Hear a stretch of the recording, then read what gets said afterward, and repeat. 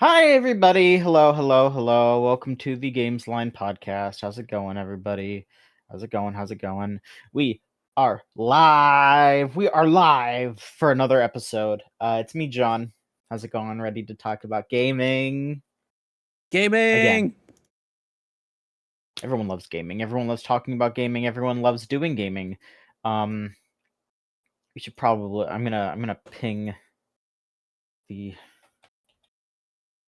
I'm gonna ping the Discord. We are live, to let everybody know that we are, and also repost it on Blue Sky as well, because that's what we do. Those are the two places that you should be on. Yeah. If you want to keep up with our stuff, it's our Discord, and on bluesky.com/Blue Sky. No, it's it's blue. It's a gamesline.net on Blue Sky is what it's called. Yep. Yes. We got the good name. It's easy to follow.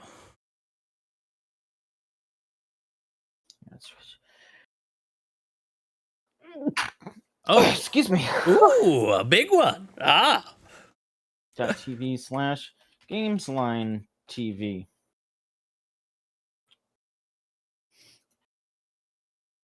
Okay, all caps, yelling at everybody.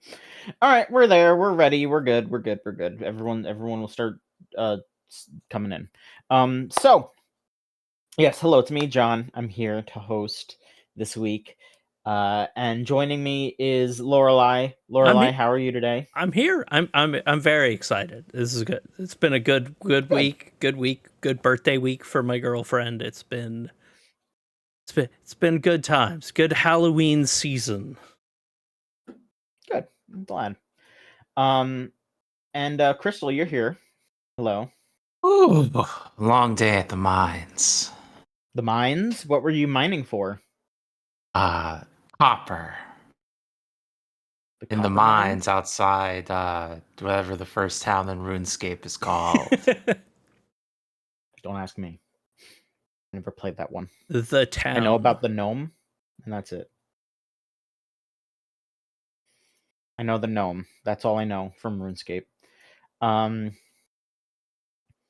Did anybody get up to anything on Halloween? I had a really nice little Halloween party at my girlfriend's brother hosted a really nice little Halloween party that was pretty fun. There's nothing Nice. weirder than doing karaoke in a room full of professional opera singers. It's really quite intimidating. That does seem a little, yeah, that seems a little intimidating. But I mean, you still went for it, right? No, you didn't hold back. You went for it. All right. Yeah, that's we all went. You gotta say. Played a bunch of Smash and board games and chatted with opera singers. Nice. What are opera singers talking about these days? What's the main topic lately? Mostly these days they're just talking about how La Boheme is starting in Portland pretty soon. So I have no idea what that is, but okay. It's an opera. An opera? That's all I know. Yeah. Safe guess, but get ready to go see my first ever opera in like a week and a half. That sounds nice. Exciting. Well, good luck. Nice. Crystal, how about you? Did you do anything special for Halloween? Tell you what I didn't get. I didn't get any leftover candy. The kids took it all. Ah. That's the worst thing in the world. Well, the kids probably enjoy it more than I would. That's not true. Candy's great. Yeah. Kids haven't had enough experience in their lives to appreciate a sweet treat. Things are still, they don't understand how tough it is out there. So they just, everything's a sweet treat to them. Look how what candy. But the kids don't have any money, whereas I can simply go to the store and purchase some discount Halloween candy. It's only like a 25% discount now. It's not 50% off anymore. Like they got wise. Yeah, there's too much. It's too expensive. Well, are you gonna hop on that? Is there any candy that you specifically want to do it, or? I like the sour candies. I like the gummy worms, the Sour Patch Kids. That's my bag, baby, as Austin Powers would say. He would say that, Yeah. I'm kind of with you. I'm a fan of the gummies, of the chocolate candies. The only thing I really like is like a Reese's peanut butter cup, maybe a Twix. I enjoy a candy bar, you know, like a chocolate. Yeah. Some almond joy. I love almond joy. I mean, it I'm does not a have big candy guy, almonds but sometimes and joy. I'm not a big candy guy, but when the opportunity arises, I do kind of go a little. I go a little hard. I'm not gonna lie. You want to rephrase that a little? I go a little hard. There Not you get. go. Go. I said go. I said go. I said go. The I don't second get horny time about around. chocolate. Wrong episode. Wrong episode. We're not doing another one of those. Maybe ever, but at least not for a while. No, I go hard Yeah. for chocolates and candies when it's available, but only sometimes. But anyway, gaming did occur. We It are did. still gamers, gamers of the season. We did stream on Halloween. That's what I did. More specifically, Lily streamed and I was there. For her to finish Signalis, and that affected her. I'm just gonna say, I can't speak fully for her, but it was we were silent during the credits. We just kind of absorbed that, and had a conversation afterwards that's on the stream. And she's gonna edit it all. She's gonna edit stuff. We're gonna have those videos out eventually, but it seemed like it hit her pretty hard in a good way. And so I'm glad about that, because I recommended that to her a while ago. I think I might have even bought that copy that she played on the stream, like the PC version that she played, for like a sale for like a birthday or something. I don't know. But I'm glad that she seemed to really dig it. Those streams were so good. Like, y'all, I'm very excited. I'm really excited that we've been streaming a little more. I know we've got more plans coming up, but like, Yeah. Those were so much fun to tune into. The Dead Space stream was great. Like, I'm really glad we're doing a lot more stuff like that. It's been really fun. It's been really, really, really fun. Yeah, I don't know if she wants to do more Dead Space, but I know that Nicholas wants to do something soon, so we'll see how he goes. I don't know if I'll be joining in on that one, because I think they're going to be playing an RPG that is in a series that I haven't gotten to that one yet. I'm not going to spoil it, but I'm just going to say I think he wants to do something that I can't participate in without spoiling myself. So, that's fine.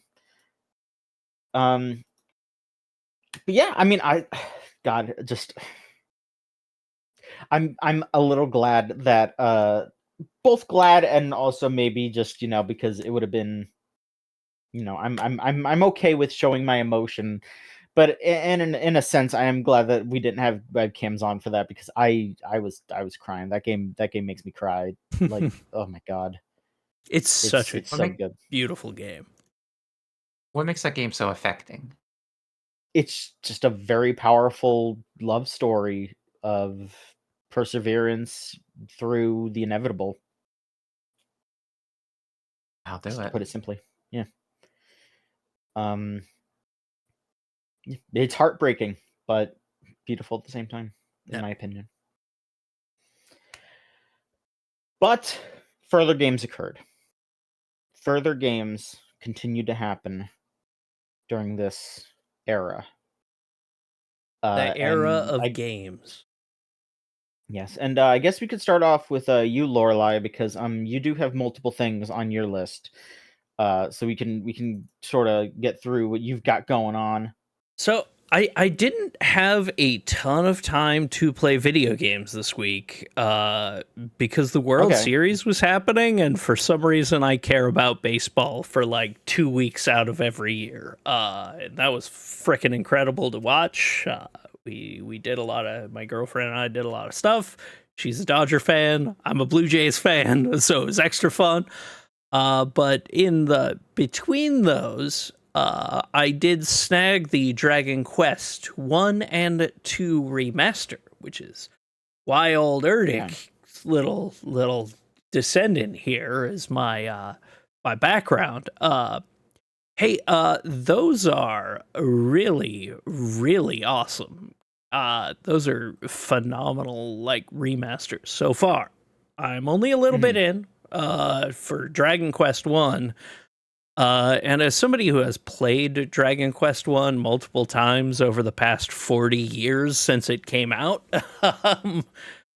I genuinely am shocked at how good it is, how well done it is. I talked about it before on WordBrain when we did our PAX roundup podcast, talking about all the different stuff we did at PAX.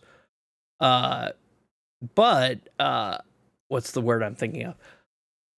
These are actually playing the full versions of these, between the voice acting and the amount of story that is there. Like, literally, you got more story in Smash Ultimate than you did in the original releases of Dragon Quest 1 and 2. You got more story on the hero from fucking Smash than you did in the original games. And all of a sudden, now there's like a lot of story. All of the characters are characters instead of like, just like, hey, here's a person saying, hey, go to the poison swamp. Okay, that's good. It's like, you've got a lot more skills you have access to in Dragon Quest 1 because you're still stuck with one character. And it is really nice to see an updated version of a game that is both updated and like significantly improved upon. It's the same game. You go to the same places in the same order, but it's also a significantly different game in that there is a story and characters. And it's really just it's really fun to see, and I honestly can't wait to continue. I'm only about halfway through 1, which is not a long game.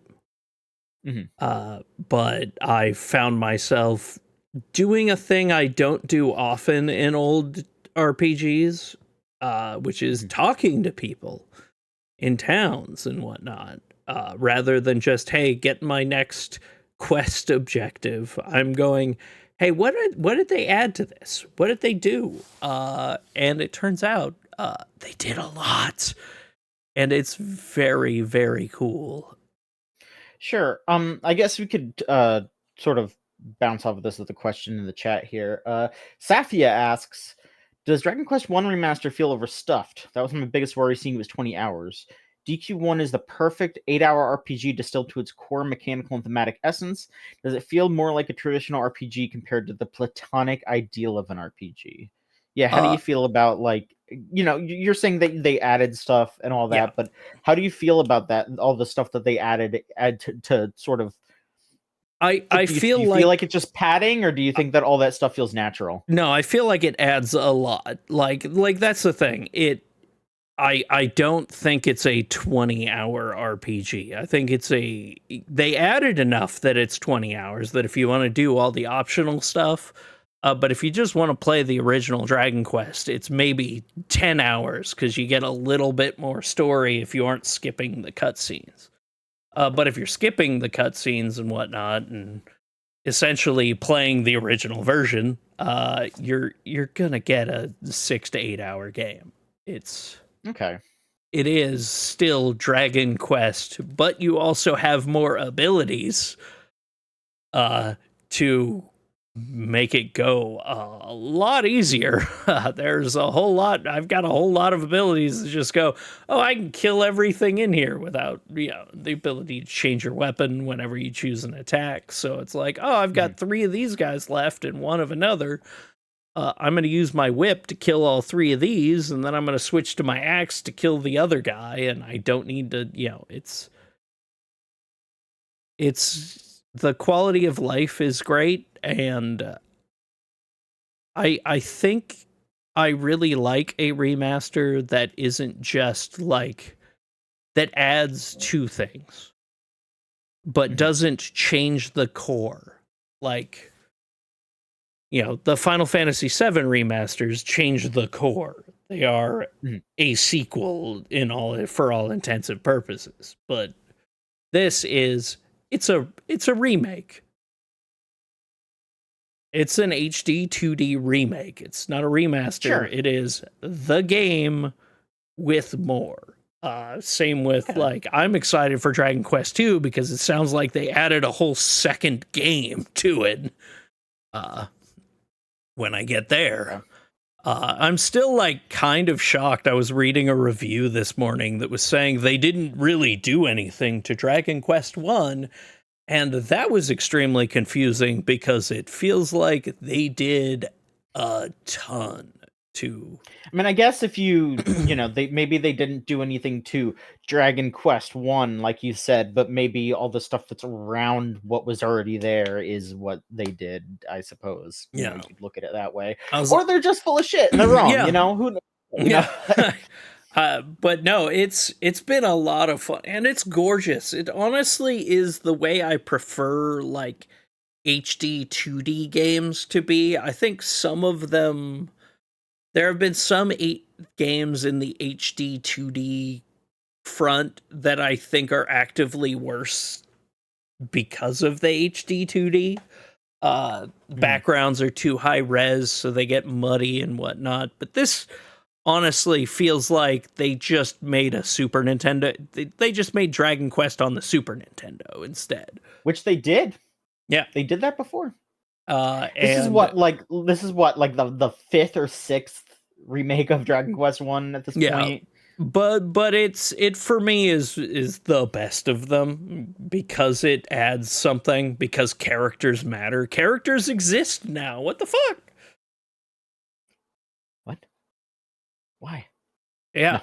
No, it's very there's I have been delighted by it, and I'm actually excited to play more. I'm excited to finish Pokemon Za soon, but for me right now, the Dragon Quest 1 is I want to get this done over the next few days before I have to leave to Seattle. But sure.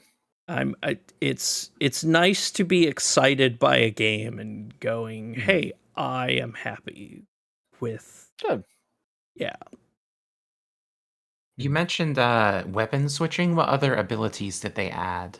They added a whole lot of extra, just quality of life stuff. Spells you can get that cut down on your encounters or increase them, or things like that were, I think, in the original, but not But I think they were all they added a lot of stuff that were just items before as actual skills. And the nice ability to just shortcut spell, hey, how many more treasures do I have left on this floor to find if I want to collect everything? A lot of different spell additions. Essentially, they just took all of the skills you can get in later Dragon Quest games and put them into one. So you have a lot more options that you can do, and it does make things feel smoother and cleaner, and just fights are a lot easier. I'm having a lot less trouble than I did with the originals. And what story stuff did they add exactly? Pretty much everything. It has a story now. Before, it used to literally just be like, hey, go here, go here, go here. Uh, no one had a personality. It was very Final Fantasy 1, kind of just easy to get lost also. And this time around, it, like, the princess is actually a character. It What does actually, she say? it cuts away to her to see things from what she's going through, instead of just like, hey, here's a person you're going to find to get thing. You're not just, I mean, you're still doing the, hey, go here to get key, hey, go here to get X item, hey, go here to do that, but there's actual personality to characters instead of, here is a line of dialogue that they get. What's the princess's personality this time? Actually, like, brave and constantly fighting and dealing with, like, the attempted corruption and not being corrupted. It's Option.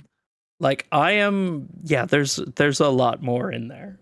Like, actually having a character arc for characters is nice.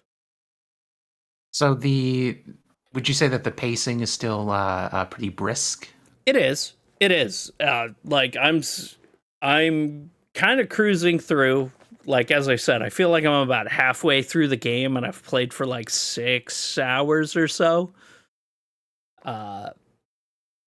Like, it's also pretty easy to grind if you want. I haven't been, and I'm, okay, yeah, I can get killed by 4 hits from monsters in here. But the auto-save system is very, very generous. Okay. And nice. So it auto-saves every time you get out of a battle, every time you change a floor.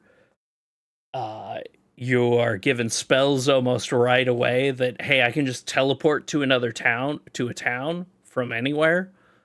So there's a lot of those which are just like, hey, we want you to get through this game. We don't want you to go through the NES RPG arc of getting lost in a dungeon and losing 3 hours of progress because you can only save if you hold select and start down at an inn.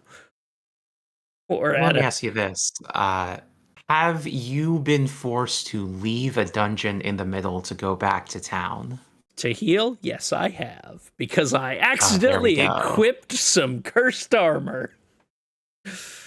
Yeah, that's what it's all about. It's and I've died multiple times. This is kind of nice. It's like, hey, I died and I didn't lose 3 hours of progress. I lost like 5 minutes or even less than that, because it just goes back to the last time you won a fight if you choose to use an autosave.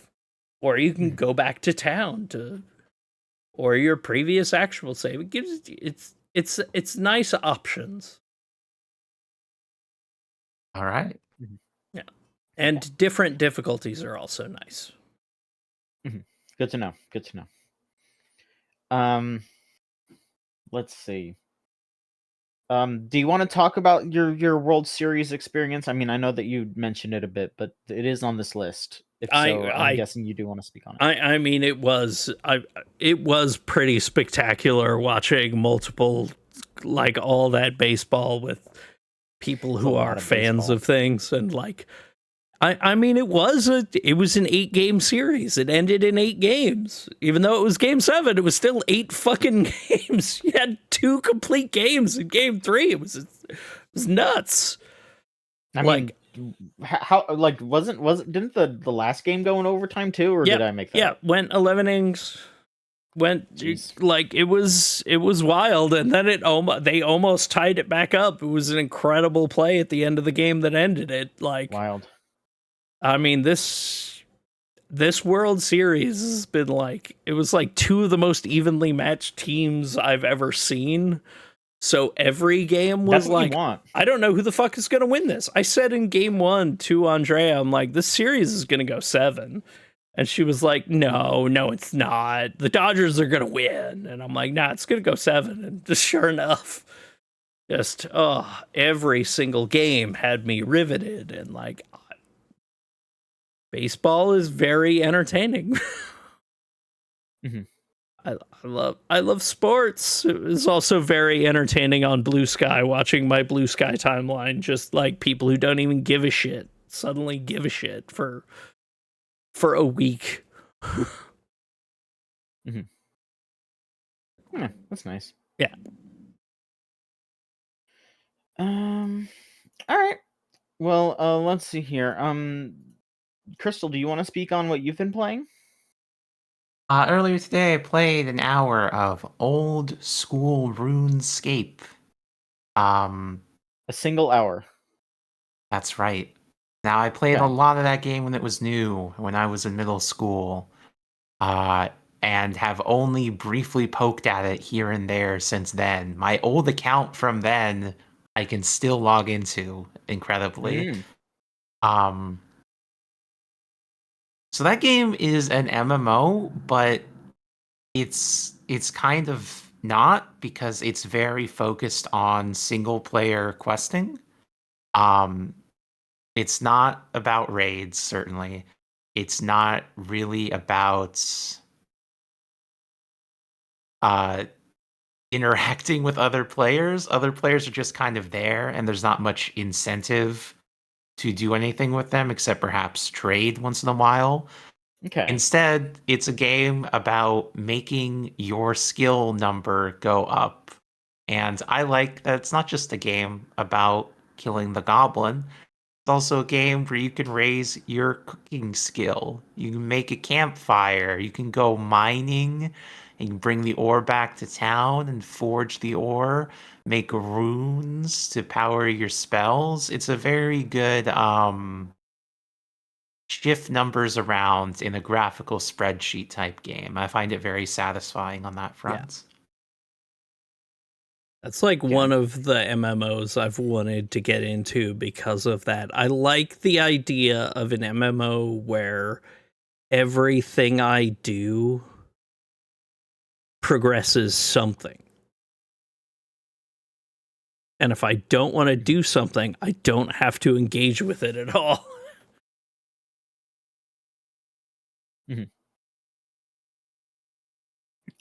So what makes it so appealing other than is it just number go up, or is it just like, is there something else to it that you're really that keeps you coming back, or I guess keeps you playing for an hour? There's also the presentation of it. It has a very distinctive low poly art style to it. It's got a great soundtrack that is just relaxing. It sucks you into the loop. It's just this kind of low stakes, low seriousness fantasy universe, very like storybook style. Okay.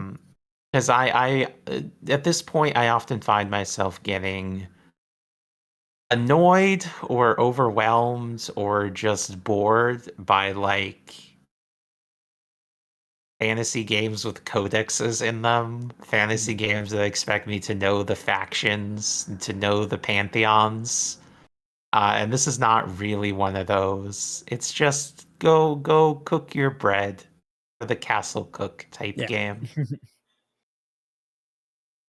Go Do you see yourself slowly sticking with it? engage. What was that? Do you see yourself sticking with it? Probably not. No, this is probably pop in now and then type game. Okay. You know me, I'm a dabbler. I love small doses. Sure. Yeah. Okay. Let's see here. For John, yeah, I've just been playing Legends ZA. You know, what else am I gonna do? I'm playing the new Pokemon game still. Yeah. I finished the game, the story. I've almost finished all of the side missions. I have 2 left, and it's the one where you have to fight someone with just a Pikachu, and then it's the one where you have to fight someone with just a Raichu. So I'm just gonna do that, I guess. Just go get a good Pikachu, raise it up, battle, evolve it, do the other battle. That's it. But I'm actually also enjoying the multiplayer as well. Ooh. The ranked match stuff that they've got going on. It's a little bit of a shit show, but it's kind of fun because it's a shit show, because it's just a battle royale thing where you and 3 other trainers all just rushing each other, and you're sending your Pokemon out. You can only switch your Pokemon 3 times before it stops you until you get knocked out. And that's literally it. It's just, you're just doing attacks. You're trying to knock out as many before they knock you out. It's a big old mess, but in a good way, I would say. But Very different to what you would expect from normal Pokemon, for sure. so my competitive deck isn't gonna work? No. My team, I copied it off of a YouTube video. I'm just gonna say, I will admit it, but I did tweak it slightly. It's Gorgeist, because I have a big ass alpha giant Gorgeist. Like, it's an alpha and it's also extra large. That is also shiny. And then a shiny Talonflame, shiny alpha Talonflame, and then an alpha Avalugg, which is not shiny. But if I go find a shiny alpha Avalugg, I will use it. But I copied that off of a YouTuber, I'm a Blissey, if you've ever seen any of their videos. Good stuff if you like weird ass, convoluted RNG manipulation explanations for old Pokemon games. But they also do occasional like competitive team building stuff as well. And so it's pretty much just the Gorgeist is because it has a Trick or Treat, which is a move that adds the Ghost type to your opponent. And Ghost is strong against Ghost, so you just slap Ghost type on them and then use your own Ghost moves against them. Nice. You ghost to town. Yeah. Avalugg is good because it is big as fuck, and it has Heavy Slam, which is a move that does more damage based on how much heavier it is your Pokemon is compared to the other Pokemon. And Avalugg is over 1,000 pounds. So normally it is far, far more heavy than the other Pokemon. And then Talonflame is just a strong Pokemon. It's flying, so it can dodge ground type stuff. And I have it kind of like as a it's kind of sort of like a suicide hitter, in that it has Brave Bird and Flare Blitz, which do damage to yourself, but it's also holding a Shell Bell, so it heals a good amount of the damage that it does. So it's not always just knocking itself out. It will eventually, but it's all about the balance, as it were. I'm digging it quite a bit still. Yeah, I've been wanting to mess with that. Like, that's probably going to be my next thing once I finally finish the story. I made it to rank B, so I'm almost there.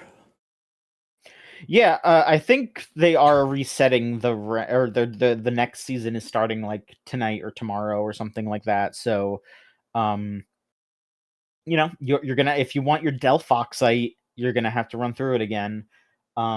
And also, for those of you that were worried about the Greninjite, because that was the thing for last season, if you got to like rank K, I think you just have to get to like rank V in this season and you get one. So they're gonna give it to you. Like, I'm sure eventually it'll be like, yeah, we're just sending it to everybody now. Have fun. But that was a slight concern for a hot minute, and now it's just like, yeah, no, you're fine. You'll get it. Yeah, So they'll probably just keep like keeping the stuff in there, just moving it up the letter ranks every time a new one comes in. yeah. But I'll keep messing around, maybe make some more teams. We will see, because that's what the fun is. The big complaint that I have is just that they don't give you bottle caps fast enough in that game, for sure. Because you have to do a full battle royale. You have to get a ticket, which means you have to get 50,000 points worth of battles in the battle royale, which you can do. You can do one per night pretty easily. Excuse me, like you can get a ticket a night, but those still are what, like 15-20 minute runs that you have to do, and then you have to do another battle against like one of your rivals, and then if there's a chance that you'll get bottle caps. Like most of the time you're getting like 3 nuggets or some some level up candy or whatever, and it's like, that's not bad, but there should be a more consistent way to get bottle caps. Like I bet they're gonna be like, oh, here's a really consistent way to do it in the DLC, because they always do that, where they're just like, yeah, get the DLC. We added a store to the neighborhood that you can buy bottle caps. Because at this point, I'm already like running out of things to spend money on. I've got like almost every clothing item and like freaking 100 plus of every kind of ball. It's like, and I'm not even doing a ton of extra money stuff. I'm just doing the Royale every night. Yeah, which, I mean, we're saying all this, but I guess at a certain point it's like, probably just move on then, to stop playing it for now and then wait until something else comes out, because we do already know that there's going to be some like DLC like side missions that they're going to be adding, not just in the like paid DLC, but there's like legendaries and stuff that haven't been brought back. Like Mewtwo and Diancie are both not in the game yet, so they're gonna just be like probably like little patch things, where they'll just be like, oh, here's a new side mission where you go catch Mewtwo. And so maybe that will have something that gives you bottle caps. I don't know, but yeah, because the thing is that like it's one of those things where I totally understand when people are upset about locking stuff behind DLC that makes things easier. But for Pokemon, it's like the DLCs are always so good that it's like you should get them anyway. Like it's it's kind of shitty that they're just like the streamlining is locked behind the DLC. But if you like this game, you should just get the DLC anyway, because it's not like one of those things where it's like, oh hey, here, pay $5 and you get the like extra dungeon that lets you grind more. It's like, no, here's like a good batch of experiences. Here's some new content with new Pokemon and new environments and new stuff, and also you can get more items easier. It's just like, okay, sure. Yeah. Let me ask you this. Is the system that is being streamlined currently fun to engage with? I mean, yeah, because it's the battles. You just do the battles. So it's not like the only people that are pissed off about it are the people that don't want to do the battles. And then if you don't want to do the battles, you don't want to play the game. Yeah. It's the people that are buying this game because it's Pokemon and they feel like they have to, for some reason, to complain about it online. Yeah. It's like, no, if you like this game, you get those items by playing the game. Like literally the only thing is just I would just say, because the bottle caps, which raise some of your stats for like competitive teams and stuff, for those of you who don't know, it's literally just, they just need to make them a little easier to get. Like they just need to make like the percentage a little better. That's it. If they just made it so it was like, oh hey, like maybe every other time you do a battle royale, you get some bottle caps. It's like, okay, sure. But it's like, if you're unlucky, it could be dozens of battle royale runs before you get some. and that does suck. Yeah. But Because if they're selling a streamlining, what that communicates to me is like they think that this system is onerous to engage with. see, yes, for in theory, but usually, like, what I would more say is that because we don't actually know if they are going to do that. That's just an Yeah. assumption. Because they've done stuff like that in the past, but it's less a streamline, and it's usually like a reward for doing other stuff that can be used to like okay, because like whenever they add the new DLCs, it's usually like here's a big batch of new Pokemon to use. So it does make sense to be like, okay, well, here's all these new Pokemon. We can give you something that'll make it a little easier to, generate. Because the thing is that you can generate bottle, like for example, in Scarlet and Violet, there's like an item generation thing that you can use. And you like gather materials off the floor in the game, and you could use that to generate things, but you don't control that. You just that is also random, but it's extremely easy to RNG manipulate Scarlet and Violet. So you just use the RNG manipulation and get a ton of bottle caps and stuff. And then also there's like raids and stuff that'll get you, or I don't even know if you get bottle caps from that actually. I think it's just raids, but they give you a bunch of raids. They give you a bunch of raids, they give you a bunch of bottle caps, and those are also not part of the DLC. Those are just events. So they might just do events that are free and you just, go online and do events. Like they might just do that. I don't know. But there's stuff like rare Pokeballs and stuff that you can generate. Like I have like a ton of Safari balls that you should not have in Scarlet and Violet. Like you should only have like one or two. I have a bunch of them because you can RNG manipulate the game really easily. You just set your switch's clock to a certain time, start up the item generator, and it's like, oh hey, here's 7 Safari balls, and you just do that over and over again if you want. It's just like, okay, sure, yeah, because I want my shiny Pokemon and cool Pokeballs. Like it doesn't give anything an advantage, but I mean, I think you are correct that like there is a subset of the Pokemon fandom that like feels obligated to buy the DLC even though they don't really want to play the game anymore. Yeah. At the same time, or ever. Yeah. or ever. But at the same time, it's like, the Game Freak creates those people by making these loops like addicting, right? And then they're selling the solution to it, but also the solution is not even satisfying these people. The thing is that I think that there does need to be some friction in like like raising a Pokemon, because if that friction isn't there, because they want you to have a like connection with your Pokemon. So it's like, Mhm. yeah, I'm going to use items to make it stronger. I'm going to train it. I'm going to get, and they've made that easier over time, and to an extent where it's just like at this point they're like maybe 2 steps away from just being like you could just turn whatever Pokemon you want into, you could just change its stats whenever at a certain point. Like it, I think that's what they're going to end up doing with like Pokemon Champions. But Mhm. that is all, like Pokemon Champions is very specifically going to be how they do competitive from now on, so that makes sense. Yeah. It's just like I don't know, like I think that there should be some friction. I also think that they should improve on it over time.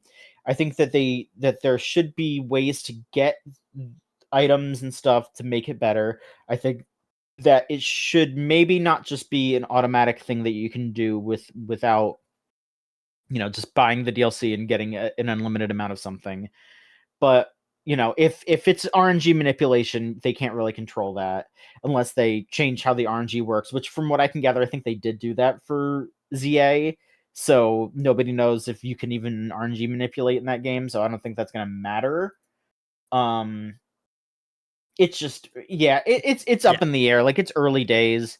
And it also doesn't like, seem like a Pokemon game that's made for like the competitive Pokemon thing. It's multiplayer, sounds like it's fucking just ridiculous battle royale, like mess around with your friends kind of stuff. Yeah, this one isn't serious. You Like- know, like if you were gonna transfer your Pokemon like that are good in this game over to something else, like a lot of those Pokemon aren't gonna be good because like Avalugg is a terrible Pokemon in every other game. It's great here, but it's just because of the specific way that these battles are. And if you go back to the turn-based stuff, it's like, oh no, yeah, it's dog shit, and it's just gonna get one hit knocked out no matter what you do. But you know, I mean, that's what makes it fun. It's like different Pokemon are good for different reasons in this format. Um, but yeah, I'll pass more judgment once the DLC actually comes out, and I can be like, okay, yeah, they maybe shouldn't have like kept this behind a payment because it made it easier. But again, like it's never been like SMT where it's literally just like, yeah, if you pay an extra like $5, you get dungeons where you go in there and you just every time you win a battle, they give you 500 times more money than you normally would, and you infinite money and XP, like like or in Assassin's Creed where you could pay to get the collectibles. Yeah, exactly. It's just like, yeah, like why would you play it now? Yeah. They haven't hit that point, and I think that's like that is the needle that they, or that is the thread they have to put into the eye of the needle.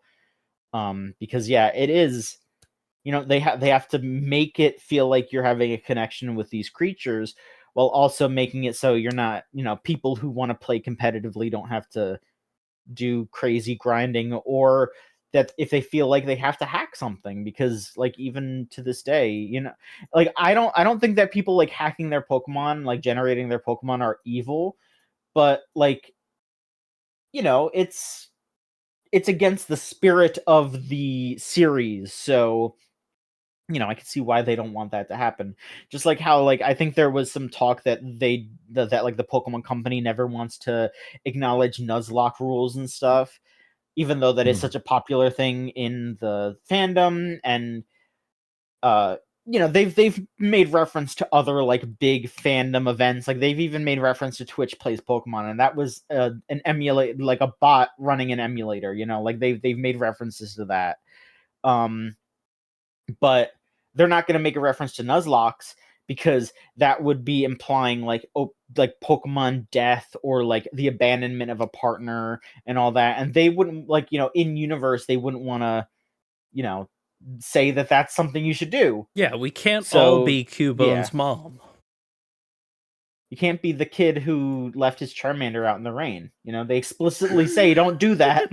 You know, so I get that, but you know, they also haven't like said like, oh, you can't do that, because I mean, yeah, like every day people are posting videos of them doing Nuzlocks and stuff. You know, there's hundreds and hundreds of videos of those coming out, so they're not saying no to that. They're just not gonna say it's what they want people to do. Yeah. I think it is a Same good call for them to make a separate game for the competitive, so they can hopefully continue to be more experimental with the main games. Yeah, exactly. Yeah, because Champions, I think, is coming out like next year, like sometime. So you know, like ZA is going to be the newest game for at least like another year or two. I don't know how long they're gonna, you know, follow that up and how long it'll be until Gen 10. So we'll see when that happens. But yeah, just having like a base area for the competitive zone, they can do whatever the fuck they want with everything else, and that I think that's smarter. I think that's way smarter. Yeah. But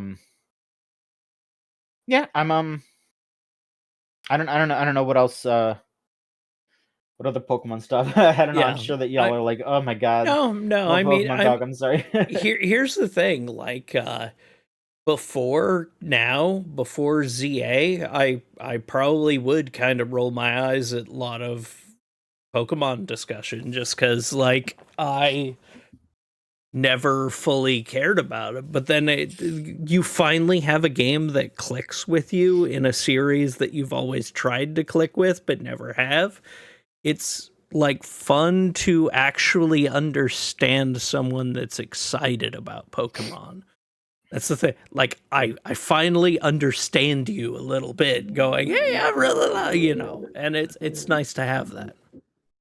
Mm-hmm. Yeah, I think I'm getting close to the point where I'm gonna put it down because I do have to finish Time Stranger still, and other stuff coming out and all that. Hey, how But did you beat that one fucked up restaurant battle that opens with like multiple poison Pokemon and like just is like 15 battles long? um, if the one at like the cafe, Yeah. or whatever, the 3-star cafe, Just like fuck you. that was a little difficult. But I will say that one of my like star Pokemon this run was a Mawile that I used, and it's fairy steel, and steel is immune to poison, so that's how. Time Probably. to level one up. Mawile's great in this game. No, like Mawile, Mega Mawile is really good, Yeah. and so yeah, I would recommend trying one out. I don't have a shiny yet, but I've got like it's 2 shinies, but I how haven't many been do I shiny have? hunting. And they're all I all of my shinies are just plants, little flowers.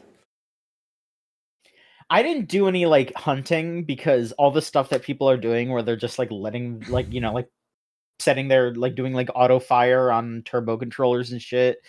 I'm not doing that. It's like you know, you could do whatever you want, it's fine, but like at a certain point it's just like why even bother, like it's but yeah, I mean I have a Talonflame. I have the Gorgeist. I did find a Flabebe, which is now a Florges.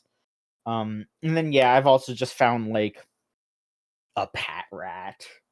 I Oh found hell like one yeah. or two little like baby bullshit Pokemon that I'm not gonna use, but you know, it feels more fun to be like just wandering around and hear that sound and be like, okay, like, Yeah. that sound. They need to keep that for like it's gonna like I don't know what they're gonna do for Gen 10 if they're just gonna go back to regular like wild encounters or whatever, but they absolutely need to have some kind of overworld representation of shinies because it is very frustrating to just like to not know. Yeah, the sound of there delighted me. I was sitting there like, "Oh, what is that? What? Mhm. What?" And then I looked and I'm like, "Oh my god, it's a little Flabebe." It also helps that I don't know if you know this, but they how the shinies work in this game, that they don't despawn even if you walk away. The game saves up to 10, Oh, so you don't have to worry as much. It's only if you fail to capture it, like if you do that thing, you can like knock them out, and then it like raises their the chance. catch rate, and then they like run away after a little bit. If that happens, then it's gone. And if it's like one of those Pokemon that runs away, like I think like Bud You and like a few other And Pokemon like run away from frog. you if you get close. Yeah. Like then if it runs away like that, then it's gone. So just, save beforehand and then you're fine, because if you just restart it, then it's fine. Um but yeah, I'm gonna have to it's learn to way more. save more often. I mean, it does. The game does autosave, and you actually can't turn autosave off. But like, really, basically, I would just say if you hear the sound, just immediately like drop a hard save. Is just what I would say. Just as soon as you hear that, just up save, and then start looking around for it in case you startle it. Yeah. Because then if you do startle it, then you could just reset, and it'll be there again, and it'll be right there, so you'll know where it is. And I could throw a rock I mean a Pokeball at it. Exactly. Hell yeah. I've never encountered a shiny in a Pokemon game. Well, it is way easier now, so. Oh, the Switch 2 version of Scarvio is so funny. Oh my god! There's just so many Pokemon out that they got to turn it down. I remember like Scott started playing Scarlet and Violet, which I don't know which one he was playing, but he started playing that gen when he got a Switch 2, and I remember posting. I don't remember if it was in the Gamesline main Discord or if it was in the staff Discord, but I was just like, yeah, I really think they need to like turn it down a bit. You get too many. And Scott was like, what the fuck are you talking about? And then like 3 days later, he was like, no, John's right. They need to turn it down. I've gotten like 15. Like, Yeah. it's like, okay. It's Shiny much. City. It's like It's a bit much. I've legitimately watched a friend of mine fill out her entire decks with shinies since the Switch 2 launch. And it used to be like Yeah. hours of eat a sandwich, run around, see nothing, and now it's just like eat a sandwich, run around, see like 5 of them. Yeah, I think at a certain point it's gonna less be like, oh, shiny Pokemon are special and cool, and it's gonna be more like, which color scheme do I like better? Which I guess is fair. It's just like, yeah, I think original color Charizard is better than, than like black Charizard, which I don't know who would think that, but you can. Yeah. I think shiny devaluation is probably a net good. Yeah. Maybe. We'll see. Because I don't know, when I think about those videos of like people running 15 Game Boy Advance SPs with the Mhm. machine to press the buttons, I'm like, we shouldn't be creating this. Yeah, I mean, it was something that was just supposed to be a weird special thing, and then it kind of just became a status symbol and all that. But So yeah, that's the thing, is like with Pokemon, it's hard to do rarities, or like theoretically I'm into the idea of like, it's hard to acquire this move, but what that results in is people will jump through all the hula hoops to acquire that move, and it's probably not worth the effort, and so it should just take less effort.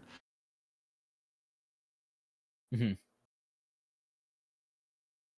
Yeah, we'll we'll see how it goes. I mean, people are still going to be going after marks and stuff because you can still, like, I think it's like a one in. I mean, it's there's all different like probabilities or whatever, but they have like personality marks for some Pokemon too. So when you send your Pokemon out, it'll be like blah blah blah, the gluttonous or whatever, So that's rare. Like if you have a shiny with a mark, that's really special. I got one of those. My Iron Hands is a shiny, and it's like the Sun Gazer or something like that. So that's cool. The Spun But Gazer. I'm also not like, I need to grind to get all these shinies with every mark. Like, no, I'm just gonna, if it happens, that's cool. If it doesn't happen, oh well. Yeah. Or they could go in the other direction and make it like so impossibly arcane that you really can't do it, like FF11 spells. Sure. I mean, but the thing is that those people that you're talking about that are running all those games, that just means they're gonna run even more games. Yeah. It's It's the sickness is true. gonna get worse. Now So now I've got 70 DSs going, running custom firmware so that I can shiny hunt with personality trait of it's not gonna stop me either. I'll keep trying. need to find all of them with the baby puncher personality trait. Wow. This is I don't actually know. kind of why I prefer the relative simplicity of Gen 1. Because I played Red and Emerald back to back a couple of years ago, and I was really struck by Emerald has such an enormous end game where they really want Yes. you to just keep playing that game forever. Whereas Mhm. Red just kind of ends. And I think I strongly prefer the Red style. Yeah, like, I mean, I appreciate both, but there is also just like a really simple beauty to, you caught them all. Sometimes you just want a game to end. Yeah. Me. which I'm kind of appreciating with ZA. Like, like they're gonna add more stuff to it, but like I've hit the point where I'm just kind of like, yeah, like I don't need to keep playing this. I'm done, and like that's fine. Yep. I got my time out of it. I might log in a couple of times a week to do some online chaos battles or whatever. Yeah, the option's there, but I don't feel like I need to. Yeah, especially if they keep adding things, instead of, hey, you can never get this mega stone again unless it's comes back into the rotation. If they keep just adding it to the list of things you can continually unlock, that's great. Sure. Yeah. We will see how it shakes out. Do we wish to speak on news now? Because there is a lot of news. Actually, there's not like a ton. Well, there's a good amount. We could, because there's only one game left to talk about. Might as well just get it out of the way. Okay. Go ahead. So I finished episodes 3 and 4 of Dispatch, which I'm kind of sad I'm not going to be able to be on the pod next week because I'm going to be out of town, because it's fun to actually talk about this once a week. Like, I like the little episodic format they're doing because of that. But episode 3 and 4 is where things finally hit the hey, these are actually significant decisions that are definitely going to interact with like everything after. Because like in episode 3, you have to cut one of the members of your team, and in episode 4, you add a member to your team. That's okay. In episode 3, they give you the it's essentially about, they're given a choice of, no matter what, you have to fire someone. And it's whoever has the lowest score. Because, of course, they keep score because it's a corporation. And, how are these people doing? Right. So by the end of the story, it's always the same 2 characters you have to choose between. But you do have to cut someone. But it also gives an interesting effect to the actual gameplay part of the game, where you're choosing people to go on missions, because they all know that whoever has the lowest score is going to get fired, so they're fucking with each other. And it always makes you send 2 people on a mission. So if you send one of the people you send always has something bad happen to them on the way. So it's like that person doesn't make it to the thing. So it makes your quest finishing a lot harder, because say you sent an attacker with a talker, and all of a sudden your talker isn't there, and that's an important part of what you need.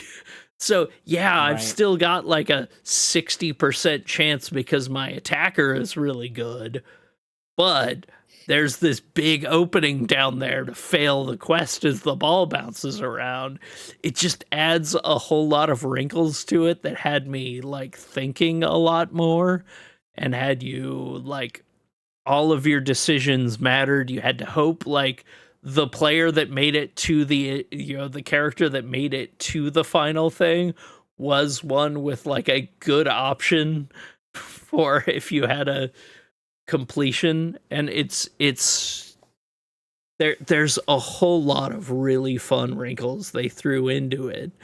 And then like, yeah, episode 4, they give you the option of, you have 2 characters you can choose from. One of them is incredibly powerful with like really good stats, and one of them has just like absolute dog shit stats, but is a fun character to be around. It's like, do I want this character to continue being the janitor or actually give him a chance? Or do I want to bring Superman? Right. And it's such a like fun little twist that it changes like a lot of gameplay choices and a lot of story choices, and it's really, really getting interesting, and it's it's got me going, oh yeah, I talked about it last week where I said I think the next couple of episodes are going to decide if I just want to binge this thing and go, okay, that was worth it, or if I'm going to continue being excited by the chapter format that they're doing. And I'm really excited by the chapter format they're doing. It's fantastic.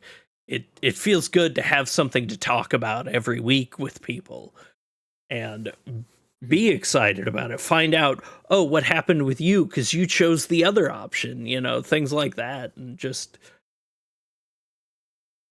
I miss episodic television. And I really like good superhero stories. I like that it's, not forcing me down any path and has interesting things and the characters continue to get more interesting. It's really, really fun, and I'm kind of hoping that it continues keeping on this path because How would you feel about the dialogue, the writing, moment to moment? Is that staying consistent? It's staying consistent, and it might actually be getting better. The main character is just a fantastic, he is a superhero, depending on how you can play him as being a smarmy asshole or an encouraging superhero, and I'm kind of doing a mix of both where if people are clearly needing a pep talk, I'm giving them that pep talk. But if somebody is being an asshole, I'm going to throw a fucking box of spaghetti at his head. It's this chapter actually improves. I think it's getting better with each episode as they as I said, these are significant decisions that I will be disappointed if the characters I fired come back or if a character I hired doesn't, leaves for no reason. At this point, it feels like these are significant decisions that are going to affect the entire rest of the playthrough that will have me excited to go back and replay entire sections with different choices. Compared to the choices in the first couple episodes, which were do you flirt with a character? Do you flirt? Do you whatever? This time it feels significant. Okay, very cool. I gotta hop on that because I'm a big classic or not classic, but golden era Telltale person. I love Walking Dead and Wolf Among Us and Tales from the Borderlands. So I should hop on that for sure. Yeah, that is on my list. Very good, very good. Let's see. Try not to sneeze.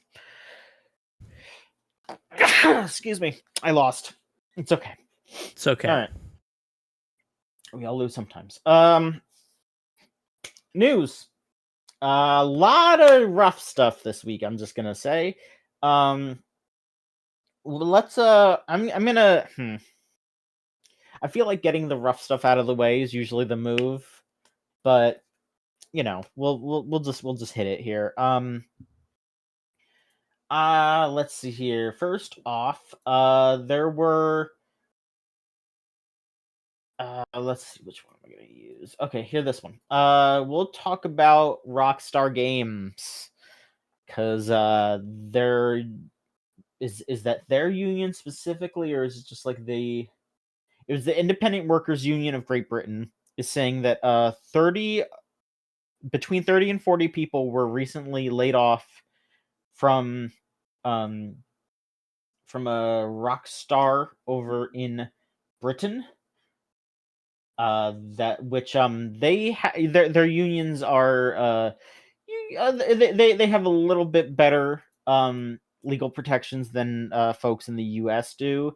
So this is going to probably be a bit more of a kerfluffle here, because it's just a straight up union busting thing, especially because a bunch of the members that they did fire were also in talks to unionize as well. So this was going to be a Rockstar workers were gearing up to unionize themselves, and yeah, it's saying that like every employee that was fired was part of a private trade union chat group on Discord. Yeah. So they were either already members of the union or were trying to organize within the company. I'm reading off of the Bloomberg report here. So yeah, it was either people that were already unionized or people that were trying to unionize that were all let go. So pretty obvious union busting there, and fingers crossed that there is repercussions, because Yep. that actually happens in the UK. There are sometimes repercussions for that. So we'll see how it shakes out.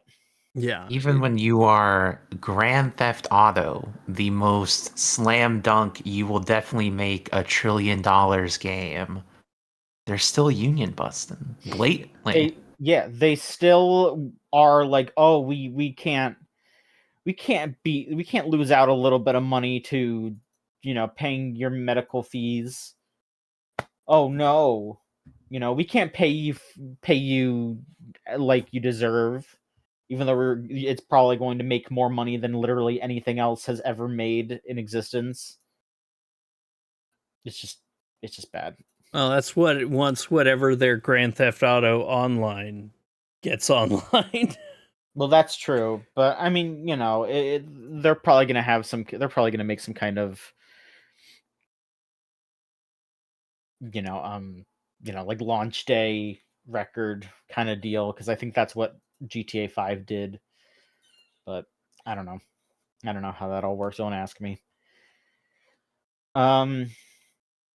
But speaking of people getting let go, Amazon did have a very, very large amount of layoffs this past week.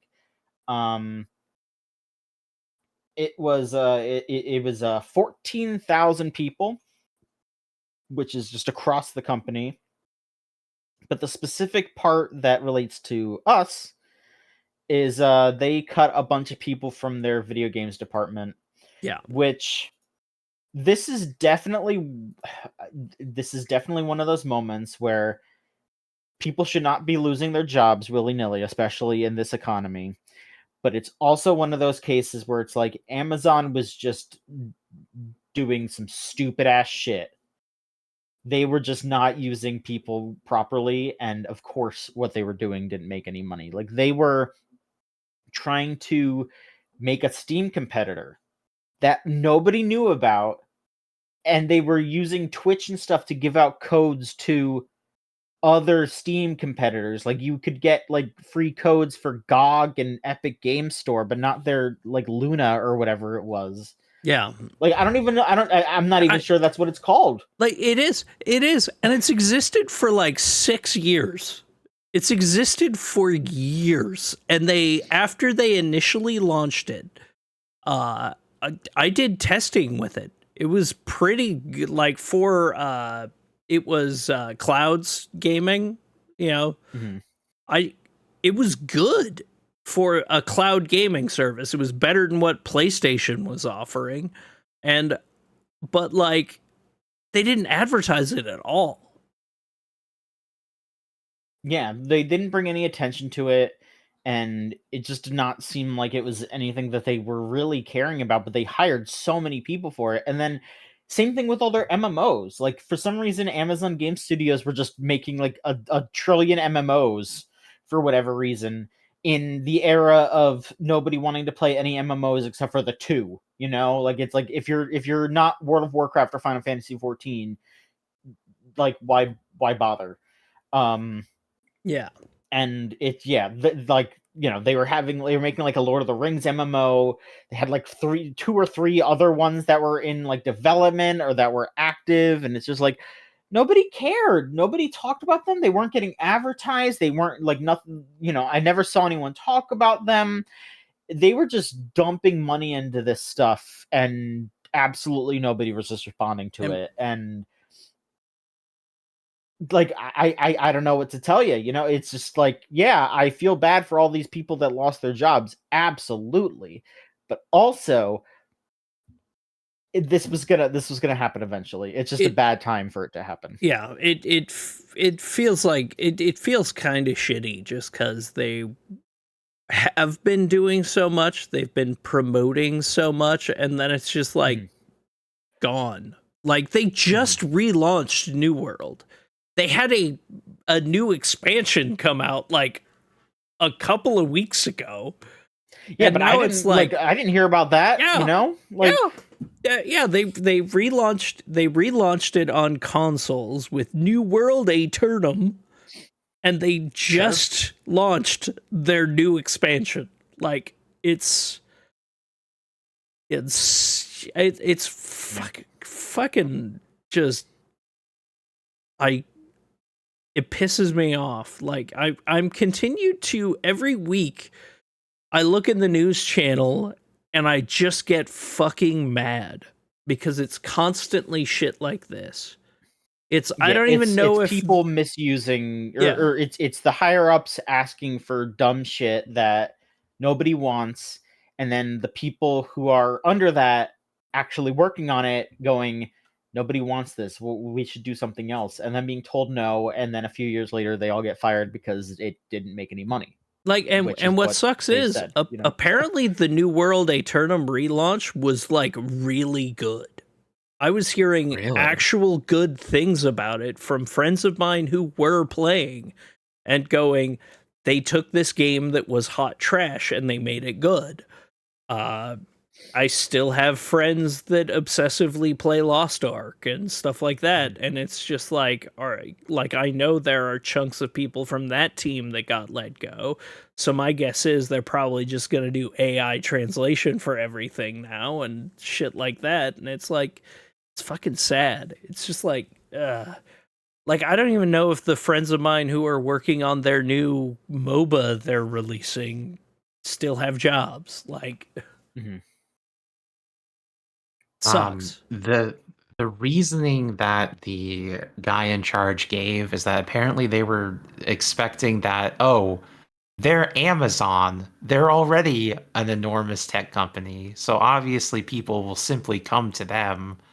And according to him, he underestimated how much people stick to their habits and will just keep using Steam because that's where all their stuff is. Yeah. Yeah. And exactly. They put no effort on advertising, and it's fucking wild. It sucks. I mean, even if they had advertised it, would you have gone over to Amazon Prime Gaming with Luna streaming? Yeah, no. Because like I have the Epic Game Store installed, and that's literally just because they give out free games. And then even then I don't use it. Yeah. Exactly. Yeah. It's very like see, the Luna thing actually could have worked if they advertised it at fucking all. Because it literally was like I just don't want to do game streaming. I just want to play the fucking game and not worry about internet hitching ruining the experience. Like, just let me download the full fucking file. Like, just I have memories. Just let me play it. Like, but I don't know. But I mean, having a thing like that where like when I was testing it, I was testing it on a 14-inch netbook that ran like shit and playing high quality games at full like high graphics settings and not having a lot of lag issues. But I mean, y'all don't advertise shit. I've seen Luna ads. They did not convince me to try it out because, John, I think the use case you're describing of like you only have a crappy netbook but you want to play games, that's really the only use case I can think of. Exactly. But I'm not in that situation. Not a lot of people are in that situation if they give a shit about video games. Like, if they give a shit about video games, they have already Oh yeah. gotten a console, they have gotten a PC.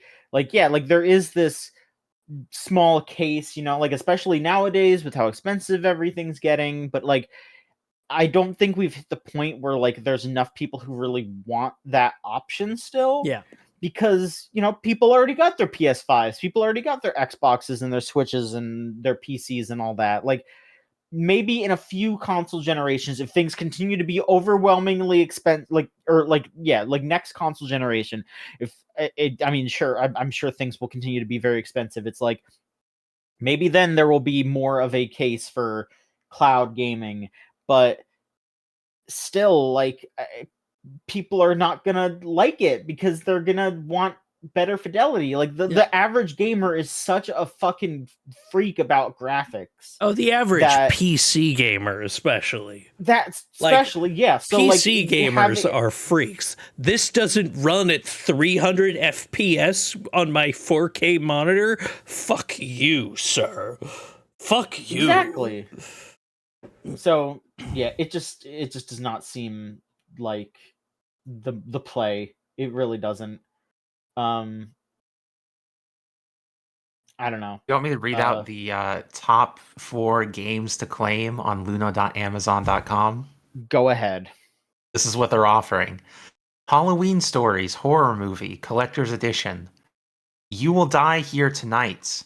Werewolf the Apocalypse Heart of the Forest. And Fallout 3 Game of the Year Edition. Ooh. Okay. And here, I'm going to open up the Epic Game Store. And again, I don't use this. See, it's having to actually load. It doesn't just, pop up like Steam does. But let's see what the free games are right now on the Epic Game Store. Which also you have to remember that it's that this is also how you play Fortnite. You know, like I don't play Fortnite, but everyone who wants to play Fortnite on PC is using the Epic Game Store. So that, I mean, when your company has the biggest video game of all time right now, it's like, they have Bendy and the Ink Machine and Five Nights at Freddy's Into the Pit for free right now. I don't want to play those, but those are like popular horror games that people would want. And they're gonna have a D&D game, Idle Champions of the Forgotten Realms, in like a week. Wow, they're giving us a free-to-play game as one of their free games? It says $100 in value. I don't know what the... it's probably a bunch of free rolls on the gacha. Okay. Gotta get me my Matt Mercer characters. Yeah, alright. I didn't know what it was, but I mean, like, still, yeah, they're throwing free stuff at you, and people just basically refer to that as like the Fortnite launcher. Like, it's just like I got a free. That's how I got Alan Wake 2. It was one of their free games. Like, yeah.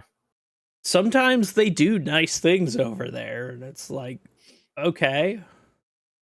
But yeah, like Amazon's not going to compete when Epic Games is still second place Steam when they have the biggest game in the world on their platform exclusively. It's just, this has already been solved. Like, something would have to happen to Steam, and maybe it will, but until that point, you're not going to overtake them. You can't provide a service that is functionally better than what Steam presents as it is right now, with as much of the baggage that it has with regards to how everyone has their library there already. And hell, Epic isn't even second. I don't think. I think second is probably where all your Robux are going.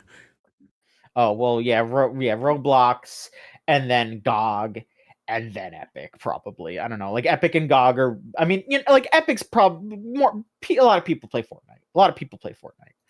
And GOG actually has a niche to it where it's DRM free, and they make old games run on modern OSs. Yeah. So it has its niche, and there are people that are going to use it, and it's not going to be the biggest thing in the world, but the people that use it are going to really like it. And, they're also making their money off of, because it's CD Projekt Red. So they're, gonna Yeah. still make their money off of The Witcher and Cyberpunk and all that. So, you know, they're not hurting.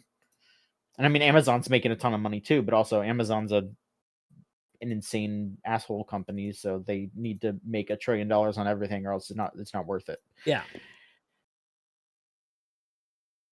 But yes, it's a shame, but also it's not a surprise, I would say, for sure. Yeah, it sucks. This whole thing sucks. Yeah. I'll do a bit of a bummer, but less of a bummer than the other ones before we get into another real big bummer, and then we'll end it with something that's just kind of weird. There was a report that apparently the Wachowskis met with Konami to pitch having Kojima do a Matrix game, and Konami immediately shot it down. And there was a recent interview with Kojima.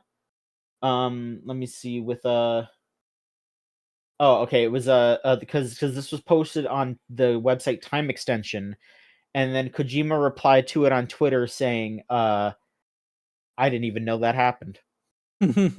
So he never knew. He never knew that the Wachowskis wanted him to make a Matrix game. Like that's so sad. Like, Yeah, arguably and- he did. MGS2 is certainly thematically in conversation with The Matrix. Yeah, I mean, from what I can see, I think the Wachowskis even asked Kojima to do it before too. So they asked him based on just MGS1, which is a little like, you know, that's even more forward facing. You know, it's like, you know, just both of them just being able to tell like this guy understands us. You know, like so. Yeah, you know, I mean, that's impressive foresight on their part, but it's just really it's sad as hell. Like I mean, they made the I think mistake that of would've been asking Konami instead of him, Exactly. and Konami, like the current Konami, is not the old Konami, because like I have a feeling the current Konami would have been like, yes, Mhm. but. Also, I have no idea still what current Konami is. I'm like, they seem to care about video games. I'm not gonna say one way or the other yet. I think that is a bit too up in the air right now. We're like a few years away from knowing if it's real or not. Exactly. Yeah. When It's amazing that they've never made games. a good Matrix game. There's a lot of people that like Path of Neo. I mean, people are allowed to be wrong. I haven't played it. I don't know. I'm sure Path of Neo is like for a licensed game, fine. But like a really slam dunk Matrix game seems like it shouldn't be that hard. Like, I do need to find out if there are like private servers for the Matrix Online somewhere. Well, people do like that one. That's true. The fact that literal like Matrix story is in there, like that set up that third movie, is so funny. And the reason they shut it down was because of that third movie, like literal story. Do the Wachowskis like video games? Because I'm not sure that they do. Because you mentioned the Path of Neo. That's the one that famously, when you get to the final boss, the Wachowskis themselves show up to give you a speech about how they explain the philosophical themes of the ending of their movie, and they say, well, a video game can't do that, so here's a big monster to fight. And I was kind of shocked by just the cynicism about the medium that communicated. I mean, they wrote both of those games. They did, Path of Neo and Enter the Matrix. So, But Enter the Matrix also has this like cynicism to it, where they filmed an extra hour of movie for that game, but then you watch the cutscenes and it's just like Agent Smith meets Ghost, and he's like, "You're not Neo." I guess I'll have to wait for Neo to show up. I don't know. I mean, Lana apparently also directed that Epic Games Unreal Engine 5 experiencing that came out. If you remember that when that dropped randomly, it was like a Do you tie-in to remember that? the Resurrections game. Yeah, God. and then in that movie, Neo wins a game award and jumps off a building, and then the character gives a speech about how they turned the story that meant so much to us into something as ordinary and trivial as a video game.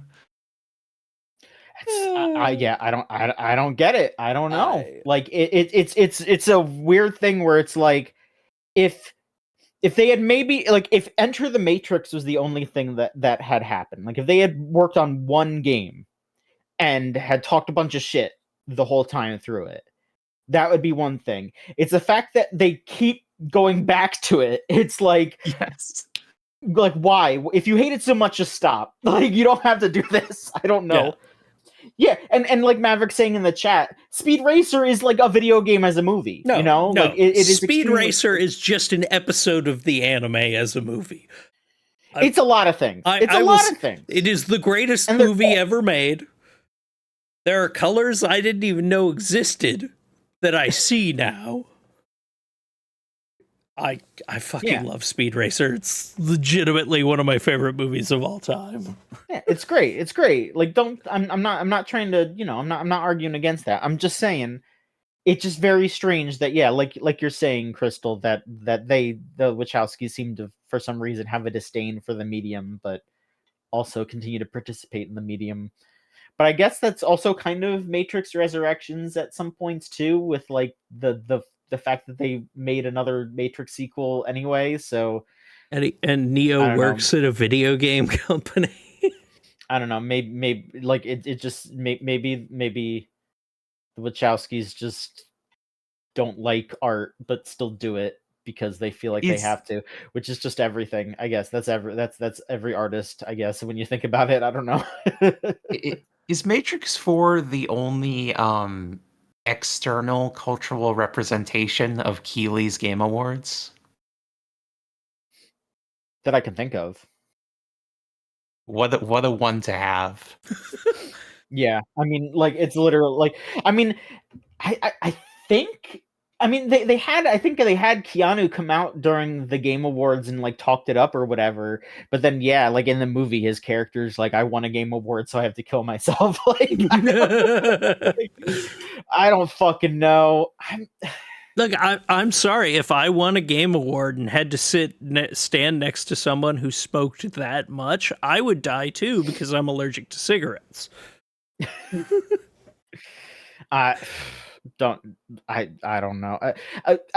You can I think there's like in Among Us you can wear like a Keeley mask. Oh, yeah, and that perfect. I think was tied to the Game Awards. So that's the only other one I could think of.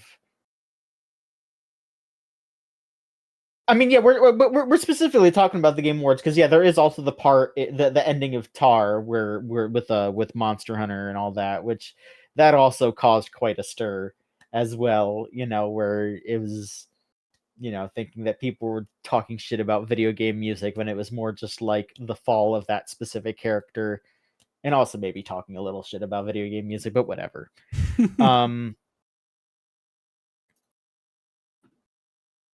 It's yeah, you know what? You have if you're it is funny. It's very funny, and also like, you know, if you appreciate a piece of art, you know, you're gonna be able to have a, you know, because someone else doesn't, that doesn't take away from that, you know. Just who gives a shit at this point? All right, I don't even want to talk about this very much. I just think that, you know, we should probably acknowledge it and say that it sucks ass. But like I mean, I don't have anything to like add to this really. Like y'all can, you know, if y'all have stuff that you want to say about it, feel free. But just I'm just rubbing my temples here about this one.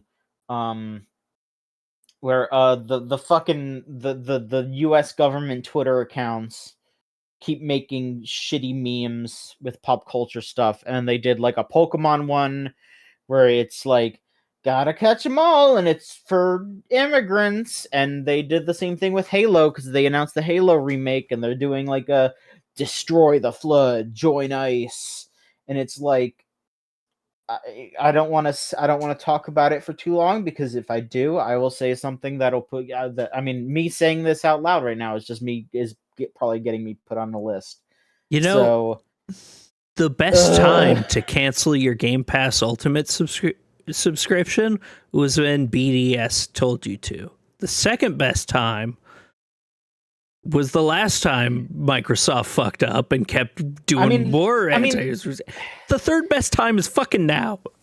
I mean, the thing is that they like they're like I don't know exactly what the process is to like push back against this kind of stuff, because like when they used the Pokemon stuff, Nintendo said that they didn't sign off on it or anything like that, but like they also weren't like they didn't take a strong stance against it, which that's what they should do. But it's one of those things where it's like I don't know what like the legal repercussions are for like like outright, because like it would be like a big ol' like I don't know, like a fucking denial of usage and all that shit, and then trying to run that up against like the US government instead of just a guy is going to be going to cost a lot more money and take a lot more time, and gonna causes a way more of a stir than a lot of these people would want. And while I do think that pushing back against this stuff is what's necessary, it's also just like like Microsoft isn't gonna do that shit. They're like just gonna give even more money for a ballroom. Yeah, it's just like I don't know. It's fucking stupid. It's fucking stupid. Like it's. I'm like, just fucking tired. People trying to like argue with them to be like you didn't understand Halo. Like the flood isn't like it's like it doesn't matter. Of course they're fucking stupid. They're racists. But that doesn't change anything. Like they're bad people, and they need to be ignored and or pushed back against. And it just drives me fucking nuts. I'm just so fucking tired. I'm so fucking tired, and it's so like every fucking day there's new bullshit, and it's just I'm fucking tired. Yeah.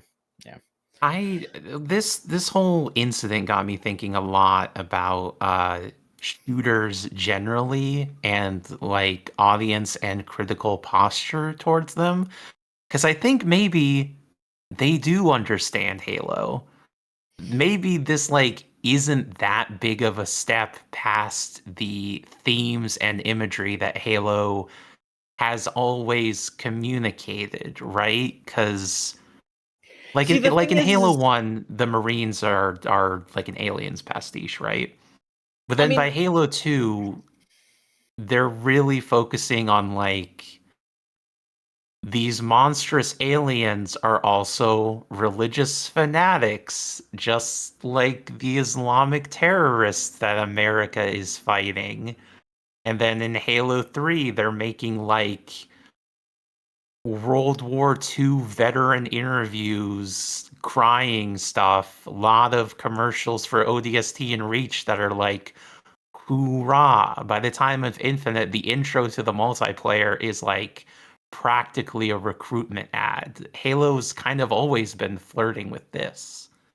I think the thing with, and I'm not a Halo expert, but from what I have kind of picked up, I think that like Halo 1 and maybe some of Halo 2, well, Halo 1 is basically like it is I feel like a 9/11 reactionary kind of like religious zealotry led to people attacking another group of people for something that they don't that is like suicidal and foolish, and that is what they're trying to say, instead of realizing that no, it's because the Americans were, I don't have to explain that.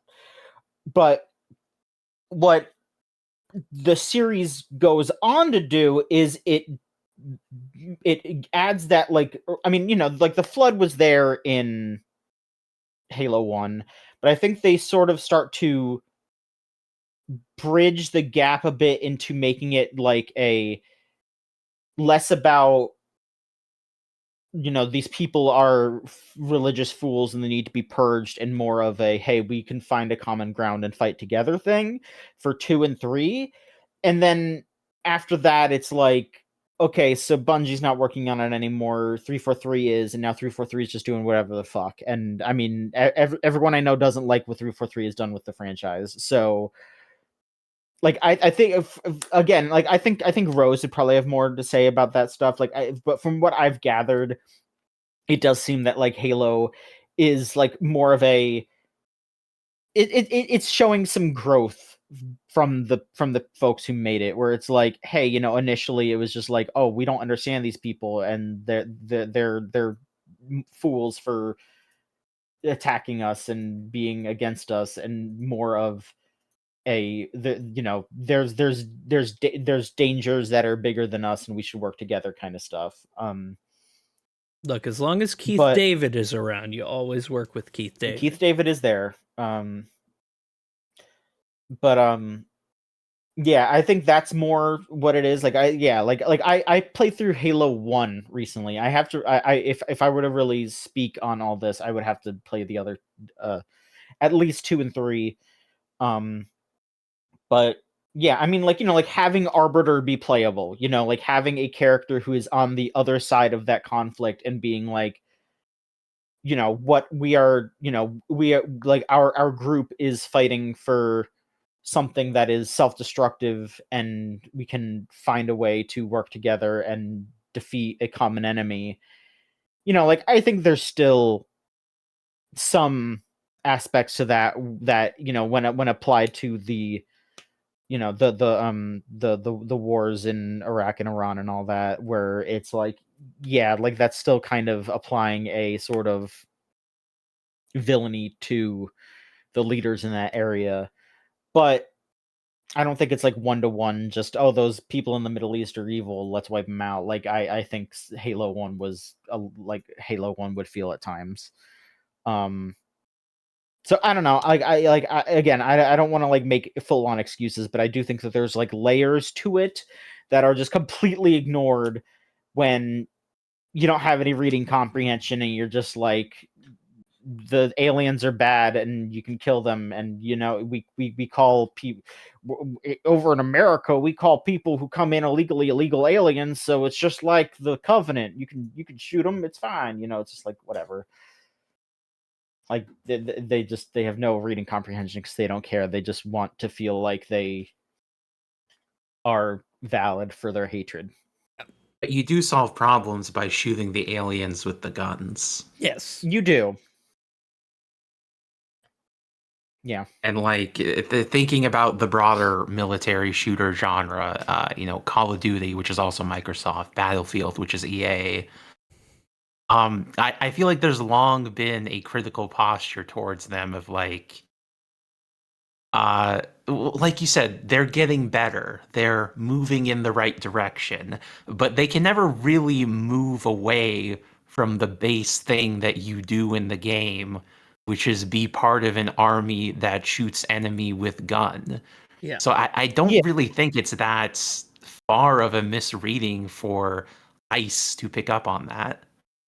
Sure. I mean, I think the problem is that, or not really the problem, but just like the unfortunate aspect was Halo losing its original creators and not being able to continue to evolve, because, like, who knows, like, I couldn't tell you what kind of politics a Bungie made Halo game could have had today if they continued to build on it. And like, because like, there's aspects of the lore, like the books and stuff, where like they go really in depth of how, like, the creation of the Spartans is like similar to something like the Space Marines in Warhammer, which is stripping people of their humanity to turn them into weapons and torturing them, and like they show that as an explicit negative. And I would be interested to see how, if in like a couple other games, if they actually tackled like the soldiers in a war are treated inhumanely and are used to further inhumane concepts and to just destroy other aspects of society, and then are cast aside once they are done, and they can often commit horrible crimes, and that shouldn't be ignored, but also at the same time those people are just treated as fodder. So like that's stuff that like I think they might have like started to flirt with, but then business happened, and then they just went to go make Destiny, and 343 picked it up and went, what if Cortana evil? And nothing interesting came from that. So Well, yeah, they made Destiny, which is a game about being the army of the last city besieged by alien invaders. yeah, I mean, I don't know. I think that's like one of those things where you can kind of spin any story to that, though, because like, I mean, especially for video games, it's like you're like 90% of video games you're fighting against something, like even if it's not with a gun, you're doing combat. Yeah. So Exactly. I don't know. Like I think that if like I don't know, I think that's something that you can wrestle with, but also all not all combat is necessarily evil, like some people you have to defend yourself at times, you have to strike back against those that are taking advantage of others, and Exactly. I think that if you're just going to say that like that we should never have a video game that includes strife because it could be misinterpreted to mean that actually the bad guys are stand-ins for this, like this race of people that the bad people in real life want to take out. It's like, then you just can't make anything. I don't know. You could make But something that isn't American Marines shooting alien invaders. I mean, yeah, but like I said, like I'm more just saying like the reading comprehension that these people have, they're gonna apply it to anything, because like they apply it to Lord of the Rings, and also Lord of the Rings has its own racist issues. Don't get it twisted. But the main plot of just here's an evil ring that we're gonna throw in a volcano, it's like, oh, okay. Yeah. Like that gets like you're saying like that your fucking deportation thing is equivalent to that. Like, no, you're just a dumbass and you want to feel like a hero for doing awful things. That's the fantasy that these games are selling, is Yeah. feeling like a hero for doing awful things. Yeah, and I mean, like, that should be wrestled with, Like I understand what you're saying. Like there's more to these stories than the base level elements of shooting aliens. But I feel like, I don't know, I feel like I do have to make an excuse for these games to enjoy the lore of Destiny or whatever, because I can't deny that when someone takes these aliens and applies it to human beings on Earth, they are reading the base level of the game correctly. I mean, like, I would say that it's possible to do that for Halo, but I think if like I'm not sure how you would for Destiny. Like, I don't think that like the Destiny characters feel like an American kind of thing. Like, that doesn't feel like, because yeah, like the Halo characters are very like, they're Marines. Like, yeah, they're all Ura and stuff. But like, I don't know about Destiny. Like, I haven't played Destiny, but like, I don't know if that's like innocuous. Like, yeah, I mean, like I don't play like Battlefield or Call of Duty. Like, I think that stuff like that is like very very much like that's propaganda. Like Yeah. I'm not arguing for those at all. Like, like if people like to play those games multiplayer or whatever, their campaigns or whatever, like, sure. I mean, I would hope that they, are cognizant enough to at least recognize what they're being sold. But for Halo, like, I think that there is like a little teeny tiny bit of wiggle room, and I think it's like interesting to see where that story goes. But also, like, I'm not surprised that people like the DHS and like and the dumb fucker who runs the Twitter accounts is using it for that. It's unfortunate, and I feel bad for people who are just normal and like Halo, but I'm not like surprised about it. But it's like, it's the kind of thing where you want to push back against it because there are good parts about it, and it's just like I don't want them to just take it over. Like, you want to be able to just like your thing, I guess. Yeah.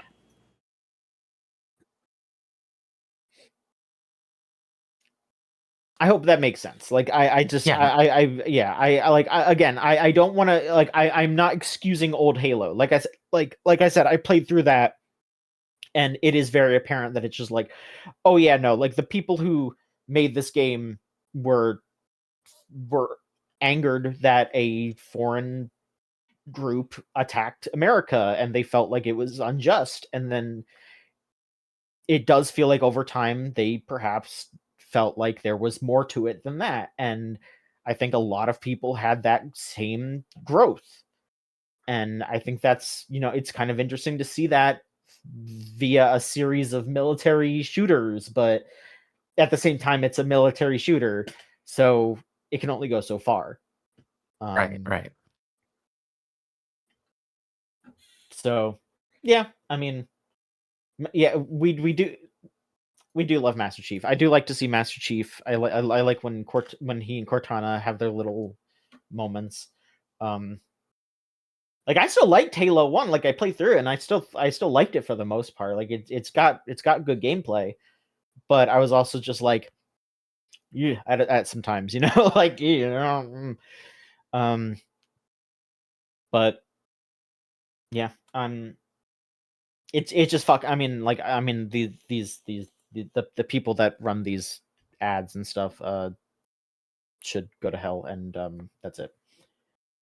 Yeah, I think my takeaway from the situation is like I came away thinking I should make less excuses for these games because this is like here it is. Here is people cashing in on themes that were there, and like in the future as a critic, I should be more proactive in talking about this. Sure. I mean, but I also just hope that it's not something that is just like fully written off. Like, I think that good critique is something, being able to touch on something that has its flaws without just fully throwing it in the trash, which Yeah. I know that you can do. So yeah. But it also just becomes frustrating when, you're running up against people that are just brain dead, mashing it and just being like, this is what it's about, and it means that I'm right. It's like, no, you're just wrong and a bad person, and not gonna say more. I don't know, anything else that y'all want to talk about, any of the bad topics, because we do have one last thing, and it's, I mean, this all just, the news sucks. all right, yeah, here we got one last thing, and it doesn't suck, but it's just weird as hell. Nintendo dropped a random ass trailer in the middle of the day. It was like what? Like, it was like Wednesday or something. Yeah, it was the 30th, so that was okay, Thursday. Yeah, in the middle of Thursday, where they said, "Oh, hey, we're gonna do a Switch 2 upgrade for Animal Crossing, New Horizons." Which, that isn't too much of a surprise, the fact that they're just like, yeah, you can pay $5 to get, if you have it on Switch, it's, you'll have better graphics or whatever, and there's gonna be, I'm I'm actually not sure what is in the $5 thing and what is going to be in this other thing, which they are just doing a free update for the original version and the Switch 2 version, where there is going to be a small little hotel on the pier that will let you get new items, including classic Nintendo things like the Ultra Hand and the Love Tester. And there will also be Famicom and Game Boy things that you can interact with that will have the games available on them, but I guess only if you have Switch Online. So it's Of just going to be course. games that are on the Switch Online, which is fucking stupid. Like like they showed fucking Ice Climber. Like you could put a fucking ROM of Ice Climber in New Horizons. Nobody's gonna want to play it. It's Ice Climber. That game sucks. Like don't Are like you just like insulting Ice Climber, one of the great? Yeah, I yes. can't even joke. Yes. Yes. I'm insulting Ice Climber. That game blows ass. Yeah, it does. Meanwhile, though, if the however, if they put Mach Rider in there, then more people will be able to play Mach Rider, and I'll be able to, and more people will understand that Mach Rider is good because I love Mach Rider. But I'm the only person in the world who likes Mach Rider. Like every time I watch a video where someone talks about Mach Rider, they're like, "Who plays Mach Rider?" And I'm like, me, John, You. Mhm. me. It's okay. We're allowed to have bad taste. Watch it. But yeah, they're adding other stuff. They're adding like the dream world thing, so you can make dream islands and then you can go to other people's dream islands. They're having collab stuff where they're gonna have Lego items because they did like an Animal Crossing Lego. They're having new characters with amiibos where like I think like for what was it, the one on the 3DS, they had some like Zelda and some Splatoon characters, I think, and they're doing that again, but they're like different characters. I think they're like Tulin and Minaru, who I think were from like Tears of the Kingdom. I haven't played Tears of the Kingdom. Yeah. And then Cece and Vishay, who are based on I think they're based on I don't remember their names, but the new idols from 3. I don't remember their names. But there's also like a bunch of clothes and etc. So that's cool. Also for the Switch 2, the one thing that the two things that I saw that were legit really cool was they are adding the ability to craft multiple things at once, and you can also use material that is in your storage. So they fixed the big issue with this game, which I think that is just going to be in the update, which good. You don't have to pay extra for that. Good. But the cool thing that I saw for the Switch 2 version is they are adding mouse support for the Joy-Cons on the side. So you can like decorate your house and all that by like clicking and dragging and stuff, which that seems like a great way to do that. That does seem like a genuinely cool way to mess with that. So it seems like it's going to be a good upgrade. Like I don't think I'm going to go back to it, but it's $5 for the update, to have extra stuff on the Switch 2 version. And they're adding all that, like they're adding most of the new stuff to for free for the original version. So it's whatever, like if you don't want to upgrade, if you just want to play it on Switch 1, it's still there. You could pay $5 to make it look prettier and, use the mouse controls. And I think there's some other stuff that is going to be in the upgrade, but I don't know. It's a little confusing about what's in the upgrader. Oh, okay. It's also some like online stuff too. It's there's a megaphone which will let you like holler at people, I guess, like through the microphone on your Switch. Yeah, and and the Switch 2 version will let you play with up to 12 players. Wow. Okay. So yeah. So they have to be on Switch 2 version to do that. It's only up to 8 if it's original. So that's it. I mean, that's not like a huge upgrade, but I mean, I don't know, it's $5, whatever. I mean, that's a pretty, It's nice. It's nice It's an having more upgrade, you know, like support they for put effort into it. I don't really Yeah. feel bad about paying for like small updates like that if it's cheap. You know, like you know, I would have bought that Donkey Kong DLC if it was $5. Yeah. I don't want to spend 20 on it. They're on crack for that one. I'm not buying that. But you know, a fiver for Yeah. better graphics on the Switch 2 version, sure, you know, whatever. I mean, or I don't even have to think some about that. games, like I've appreciated a couple of Switch 1 games that I had, which the upgrade was like $1. Give me more of that, please. Yeah, like I like Trails was $1, and that was just because I think they like legally have to do that in Japan. Yeah. So yeah. Mm. Um In principle, I do kind of agree that $1 or even $5, it's not that much. At the mhm. same time, a few years ago, these were free. Yeah.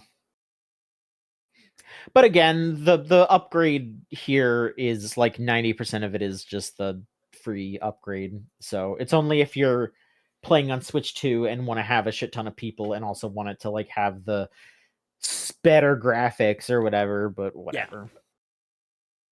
Whatever. I'm not going to do it. Here's my business plan. Mhm. You get a new GPU, you should have to pay $1 to make the game run at max settings. Ooh. Yeah. Sure. I don't look. I don't know how these things work, but if that's how it works, there you go. All right. That does it for the news. We will do some questions here. We have some that were sent in to the Discord server. Let me look at the email real quick. And also, if anyone in the chat wants to ask anything, you can as well. Yeah, go ahead. We'll give you a little bit to do so. Let me make sure that nobody replied on Blue Sky. No, but you could do that too if you so choose. But yeah, we have our email, which is podcast@gamesline.net. And if you join our Discord server, which is thegamezone.zone, you can go ahead into the asks for the podcast thread, and you can ask us questions like this. Maverick asked 2, and he's also here in the chat. So I don't know, maybe he might ask 3. I'm not gonna force him to, but we'll see. First one: what game feels the most autumnal? What is an autumn game? Ooh.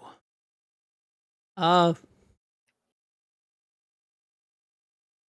me think about it, but There's a good amount of like Halloweeny games. You know, yeah. you could talk about your costume quests, your medieval, Yeah. your etc. I think those are very autumnal. I will say medieval definitely has a little bit more of an autumnal setting because it's, you know, that medieval sort of Yeah. era, but like there's like a farm level, and that definitely feels autumnal. You know, like harvesting grain feels like, you know, that's something you do for autumn. Yeah. You know? You know, I am absolutely just going to be the most predictable person in the world. And game of the generation Neo 2 had 3/4 Is of that Neo game. autumnal? The leaves are falling, they're all orange and pretty, and Mm. you know, cherry blossoms falling in the air. So it's both springy and autumnal. Okay. What about you, Crystal? What's an autumn game for you? If you play the officially approved third-party client for RuneScape called Rune Lights, there is a like seasonal effects plugin. You make the trees all autumnal. I think that's very nice. Ooh. I mean, yeah, there's a lot of games that give you the option to go autumnal. You know, like you hit Fall and Harvest Moon or Stardew Valley. That's autumnal, but that's because that's the season. Yeah, and in that game, you can harvest the grain and put it into the mill and mill it into flour and bake bread with it. You can do And that, and that that's very levels autumnal. like 4 different job stats. Yeah. Skills. Like That's autumn, baby. I don't know, like there's a level, or there's like 1 or 2 stages in Skullgirls that are very autumnal. It's like a street with dying leaves on all the trees and very pretty music. And I think that it was published by Autumn Games, but I think they had a falling out, so I don't know if they want to be autumnal anymore.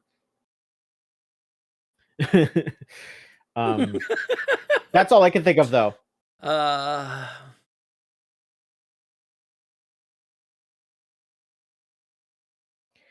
But yeah, if we don't have any more, we can move on to the next question here. We'll just do Maverick's other question. Um, quoth Maverick. So I've been thinking about the current nostalgia wave and how the repackaged encapsulation of the early 2000s feels misaligned with the lived experience, as is often the case. What games feel the most apt to give someone the feel of 2000 to 2005, so defined by their time as opposed to being timeless? I will point to SSX On Tour as my go-to, not just for my personal love of the game, but its mix of remedial character customization, its existence as a snowboarding game in the final years of the extreme sports boom, and its aesthetics hitting a particular niche of time with the 80s Outcast notebook doodle UI and heavy metal soundtrack picks feeling apt in a game that's also introducing someone to LCD Sound System, Block Party, and Paul Wall. was SSX On Tour the one that also had skiing? I don't know. I don't really know too much about SSX. I haven't really played too much of those.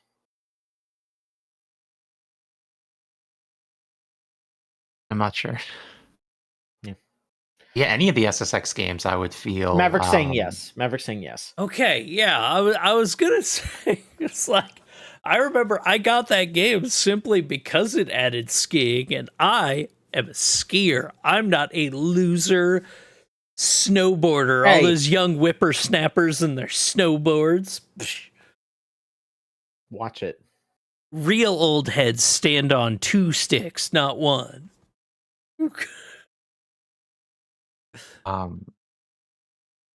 Yeah, any like sports games or racing games with a licensed soundtrack would be very good for this because you also get the music.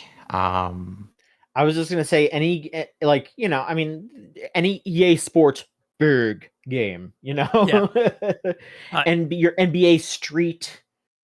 Oh fuck, Yeah, NBA Street, SSX, NFL Street, NFL Street, yeah, like a lot of those like extreme sports kind of like NFL Blitz.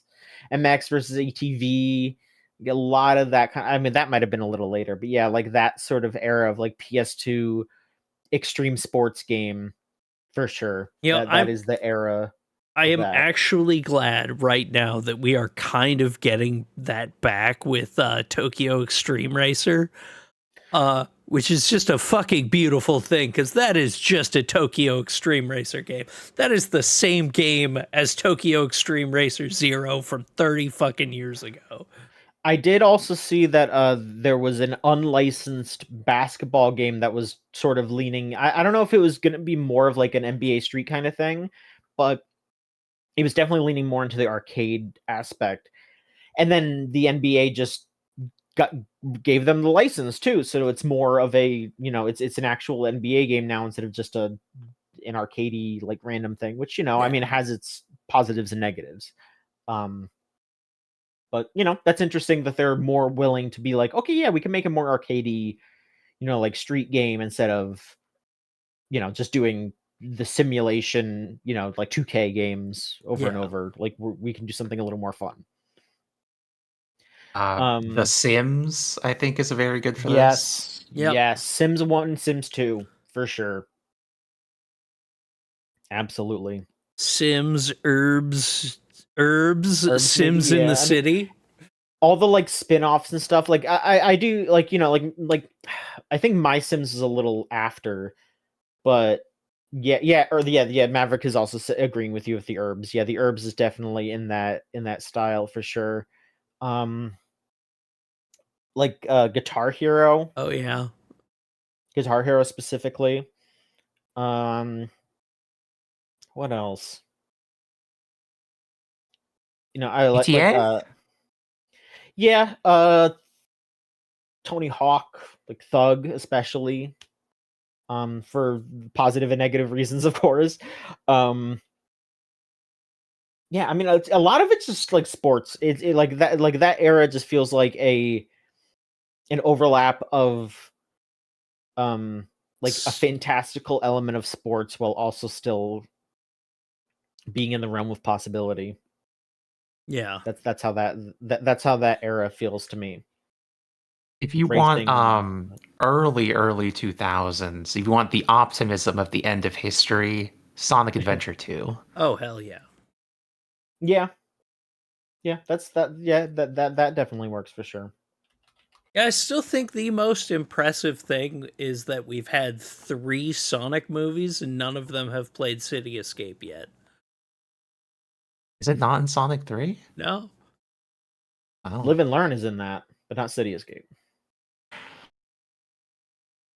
Sonic 3 is a movie that made me think the ridiculous thought of this movie is disrespecting the legacy of Sonic Adventure 2. It's not doing the story as good. Let's see. I'm looking at other stuff on here. Jet Set Radio's 2000. Jet Set Radio's a good one. Yeah. Kingdom Hearts. Oh Kingdom yeah. Hearts, definitely. Gran Turismo Burnout. 4, Yeah. 3. Mm-hmm. Burnout Paradise. Mm-hmm. That's too late. Yeah, you're right.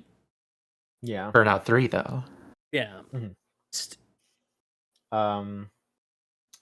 Def Jam fighting games. Oh hell yeah. Definitely. Oh fuck, Mm-hmm. bring them back, please. Yeah. Bring back the Fight for New York style. Mm-hmm, mm-hmm. What's a game that has you like living an ordinary life in the early 2000s?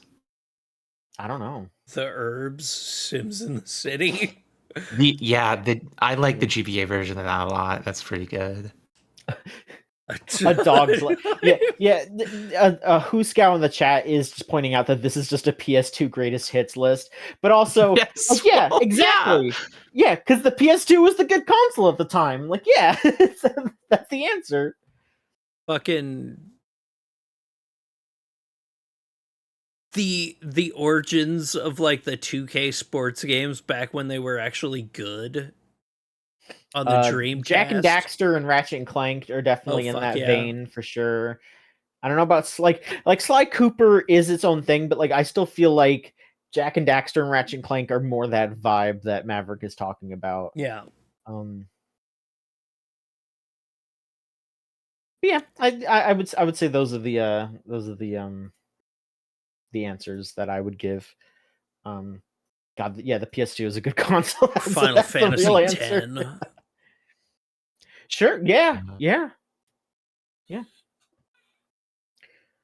All right. And then we will move on to Solon here, who asked, should we do daylight savings every day so that there are more hours in the day for gaming? I think they should agree on a single time and then keep it there and not shift it ever again. I think they need to stop doing this because it's bullshit and I hate it. We just need Washington to adapt a thing, and then the rule comes into effect that the West Coast stops doing it. Oh. Yeah, we'll fucking see. I hate daylight savings shit. I hate changing my clock. I hate all of it. Would you rather have permanent daylight savings or permanent normal time? permanent daylight saving. Permanent what time it is right now, because it means reset in Final Fantasy XIV is at midnight instead of 1 a.m. so that I can do my raids and go to bed at a decent hour. There you go. I genuinely just I just want them to just do one. I don't care which one, just pick one and keep it. You can do whatever you need to do otherwise. I mean, like, give me more time to sleep. Whichever one gives me more time to sleep, I would say. But yeah, otherwise, no. Just stop doing it. I'm done. I'm sick and tired. Stop messing with me every 6 months. Yeah. Right, anyone in chat? We're gonna give you a little bit more time to ask a question. If you we're gonna go through our little ending rigmarole, and then if we if we hit the end of that and we got no more questions, we'll just end it. So thank you so much everyone for checking in. As usual, if you want to support us, we have a variety of ways to do so. You can look at our website, which is gamesline.net. We will have some new reviews and some VODs coming up in the coming days for some streams, as well as Rose has got a review coming up. If you want to follow us on social media, it's gamesline.net on Blue Sky. We also have our Tumblr, gamesline.tumblr.com. We have our YouTube page, which is where you can, be kept abreast of all the VODs and the like, which will be on youtube.com/@the Gamesline. You have to remember, you have to put the @ in there. Which, again, I'm still, I bring this up every time now, but I'm so shaken that it is just the @ that doesn't have a name, Like, it's not like ampersand. You would think that it has, like, a name, right? It's just the @ And if you want to watch this live, if you're listening to this after the live show, if you're listening to this on the podcast feed, you can go to twitch.tv/GameslineTV TV every Sunday at 6 EST. That will be when we stream these live. Or you could just sign up to follow us on your podcast listening app of choice. We're on pretty much everything. So just go ahead, hop on Gamesline Podcast on there. We have... actually, okay, Maverick has a question. We'll hop on that real quick. What's a game that would have been sensible to release in the past 10 to 15 years that is a lot more worthwhile to release now? This is inspired by the Avatar fighting game being cooked up. Ooh. So, like, something that would have been like a movie cash-in kind of thing. Because, like, they made so many Avatar games while that was airing, and they had to rush it because it was while it was airing. But now it's like, oh yeah, no, we have, like, we could base it on the entirety of Avatar and Korra, and it's years later, so we can take our time. That kind of stuff, I'm guessing, is what you're saying. Tough one. I mean, like, there's I would say just like a lot of like long running franchises and stuff where it's like it not necessarily tied to something, like, like there's bad to decent Batman games, and then when they finally just went, we're just going to randomly make a Batman game instead of tying it to a movie or whatever, then they made a really good one. So that, it's just basically that. Yeah, it's just, like, I guess the answer is just like, what are other games that are like that, where it's cashing into gameplay? Yeah, like Maverick saying, cashing into nostalgia and gameplay that people would be into instead of just tie it into thing. I have one that I think would have done incredibly well if it was released right now. Instead of when it was released. It did pretty well when it came out, but the Transformers War for Cybertron and its sequel, those games fucking ruled. And the first one came out at the right time that Transformers was still, like, hadn't been killed, had all its enthusiasm killed by Michael Bay introducing the Romeo and Juliet law.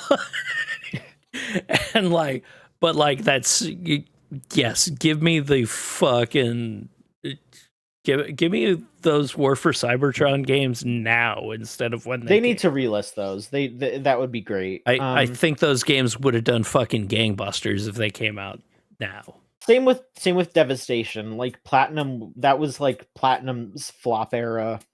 And that was the best Platinum game for like years. That was a good one. That was a good one. Still in their like flop era, because again, yeah, they made that like shitty Korra game. They made that shitty TMNT game, but they cooked with Transformers at least. Yeah, you know, like they gave us that at least. I mean, you know, like I'm glad that they didn't tie the Sony Spider-Man game to the movie. You know? Yeah. Because, you know, I don't think Tom Holland could carry a game, but I mean, I think he could. He was the warrior of he became the warrior of darkness. I don't know what the fuck you're talking about. He did the Final Fantasy 14 ads like 8 years ago, and they were genuinely funny. Okay. I believe you. Go ahead, Crystal. What if they released Final Fantasy X-2 today, and it was the same? Oh, fuck. It was like an after years type thing where, yeah, we're making it the same as the old one. Just like, capture that K-pop Demon Hunters energy. Yeah. Actually, I think it would do fucking huge. Yeah.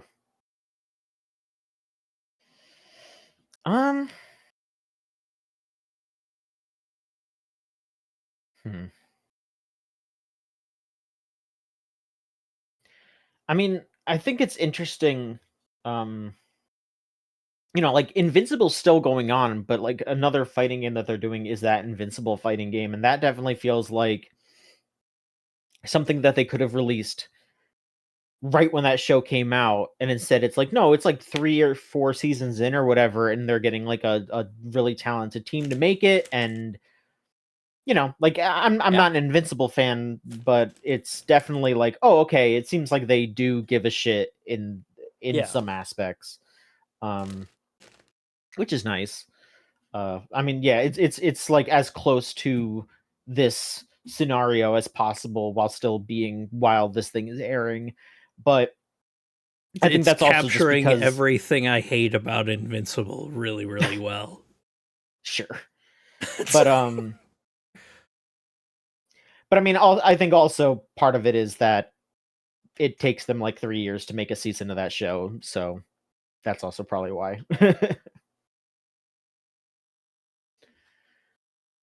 Any other ones, or shall we finish wrapping this up? Well, he's got one more in there. What cartoon makes the pick 3 roguelite? I mean, I immediately thought of Ed, Edd and Eddy. Oh, you could pick one. That's good. That's a good one. That's fucking good. I would do an Ed, Edd and Eddy roguelite. Yeah. The second you upgrade Plank, you're fucking off to the races. Okay, so it's not just the Eds. You're saying that it's like you would play as other characters, or they borrow Plank from Johnny. Is that what you're saying? Ed cells. That's really good, Maps. That's really good. Fuck.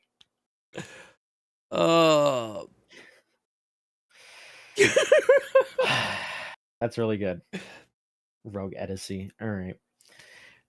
Yes, if you want to support quality journalism like this, where we come up with, or where one of our staff writers comes up with Ed, Edd and Eddy puns for roguelites, go to our Patreon, patreon.com/Gamesline, and if you pay $3 a month, you get access to our anime podcast, Unlimited Railworks, a whole week early. The newest episode, we were gonna record it last week, and then things were very busy. So we're maybe gonna record it this week. It kind of depends on how things are shaking out. We're I don't want to blow up anybody's spot, but some of our staff is in New York. I guess I'll just leave it at that. Things are very busy right now in New York. Yes. And good luck for sure on that end. And if you want to hang out and chat with us, we're in our Discord server, thegamezone.zone. Type that into your web browser, bring you straight there. And you can hang out with us. You can tell us your ideas for the Rogue Edicy game, Ed Cells. We're open to ideas. And thank you to Meltchannel/Magic Circuit for our theme song Crush off of the album Magic is Real. If you want to listen to their stuff, it's meltchannel.bandcamp.com or magic-circuit.bandcamp.com. And this coming Friday, the 7th, is going to be Bandcamp Friday. So we got ahead of it this time. So you have 1, 2, 3, 4. You have 5 days to save up your dough and buy some music off of Bandcamp. Check out all kinds of stuff. You get to own music.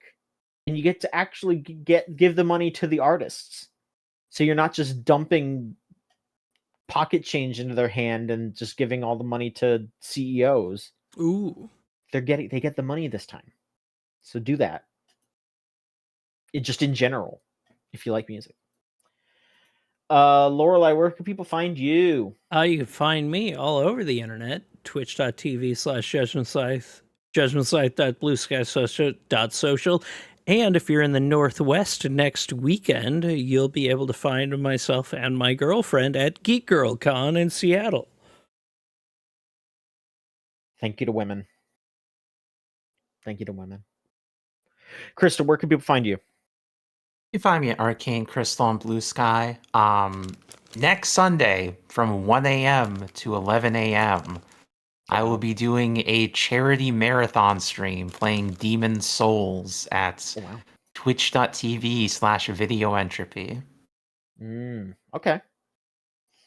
Well, good luck with that. We'll, let everybody else know about that as well.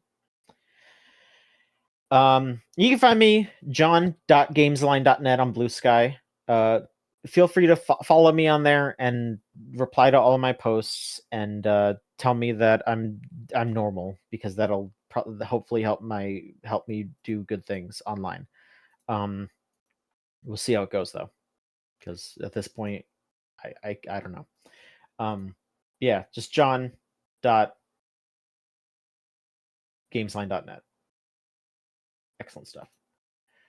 And that should do it. We're all out of stuff to talk about this week. Really appreciate y'all hanging out, and really appreciate y'all who downloaded this. If you want to come back next week, that would be lovely, because we'll be back next week with another episode of the Gamesline podcast.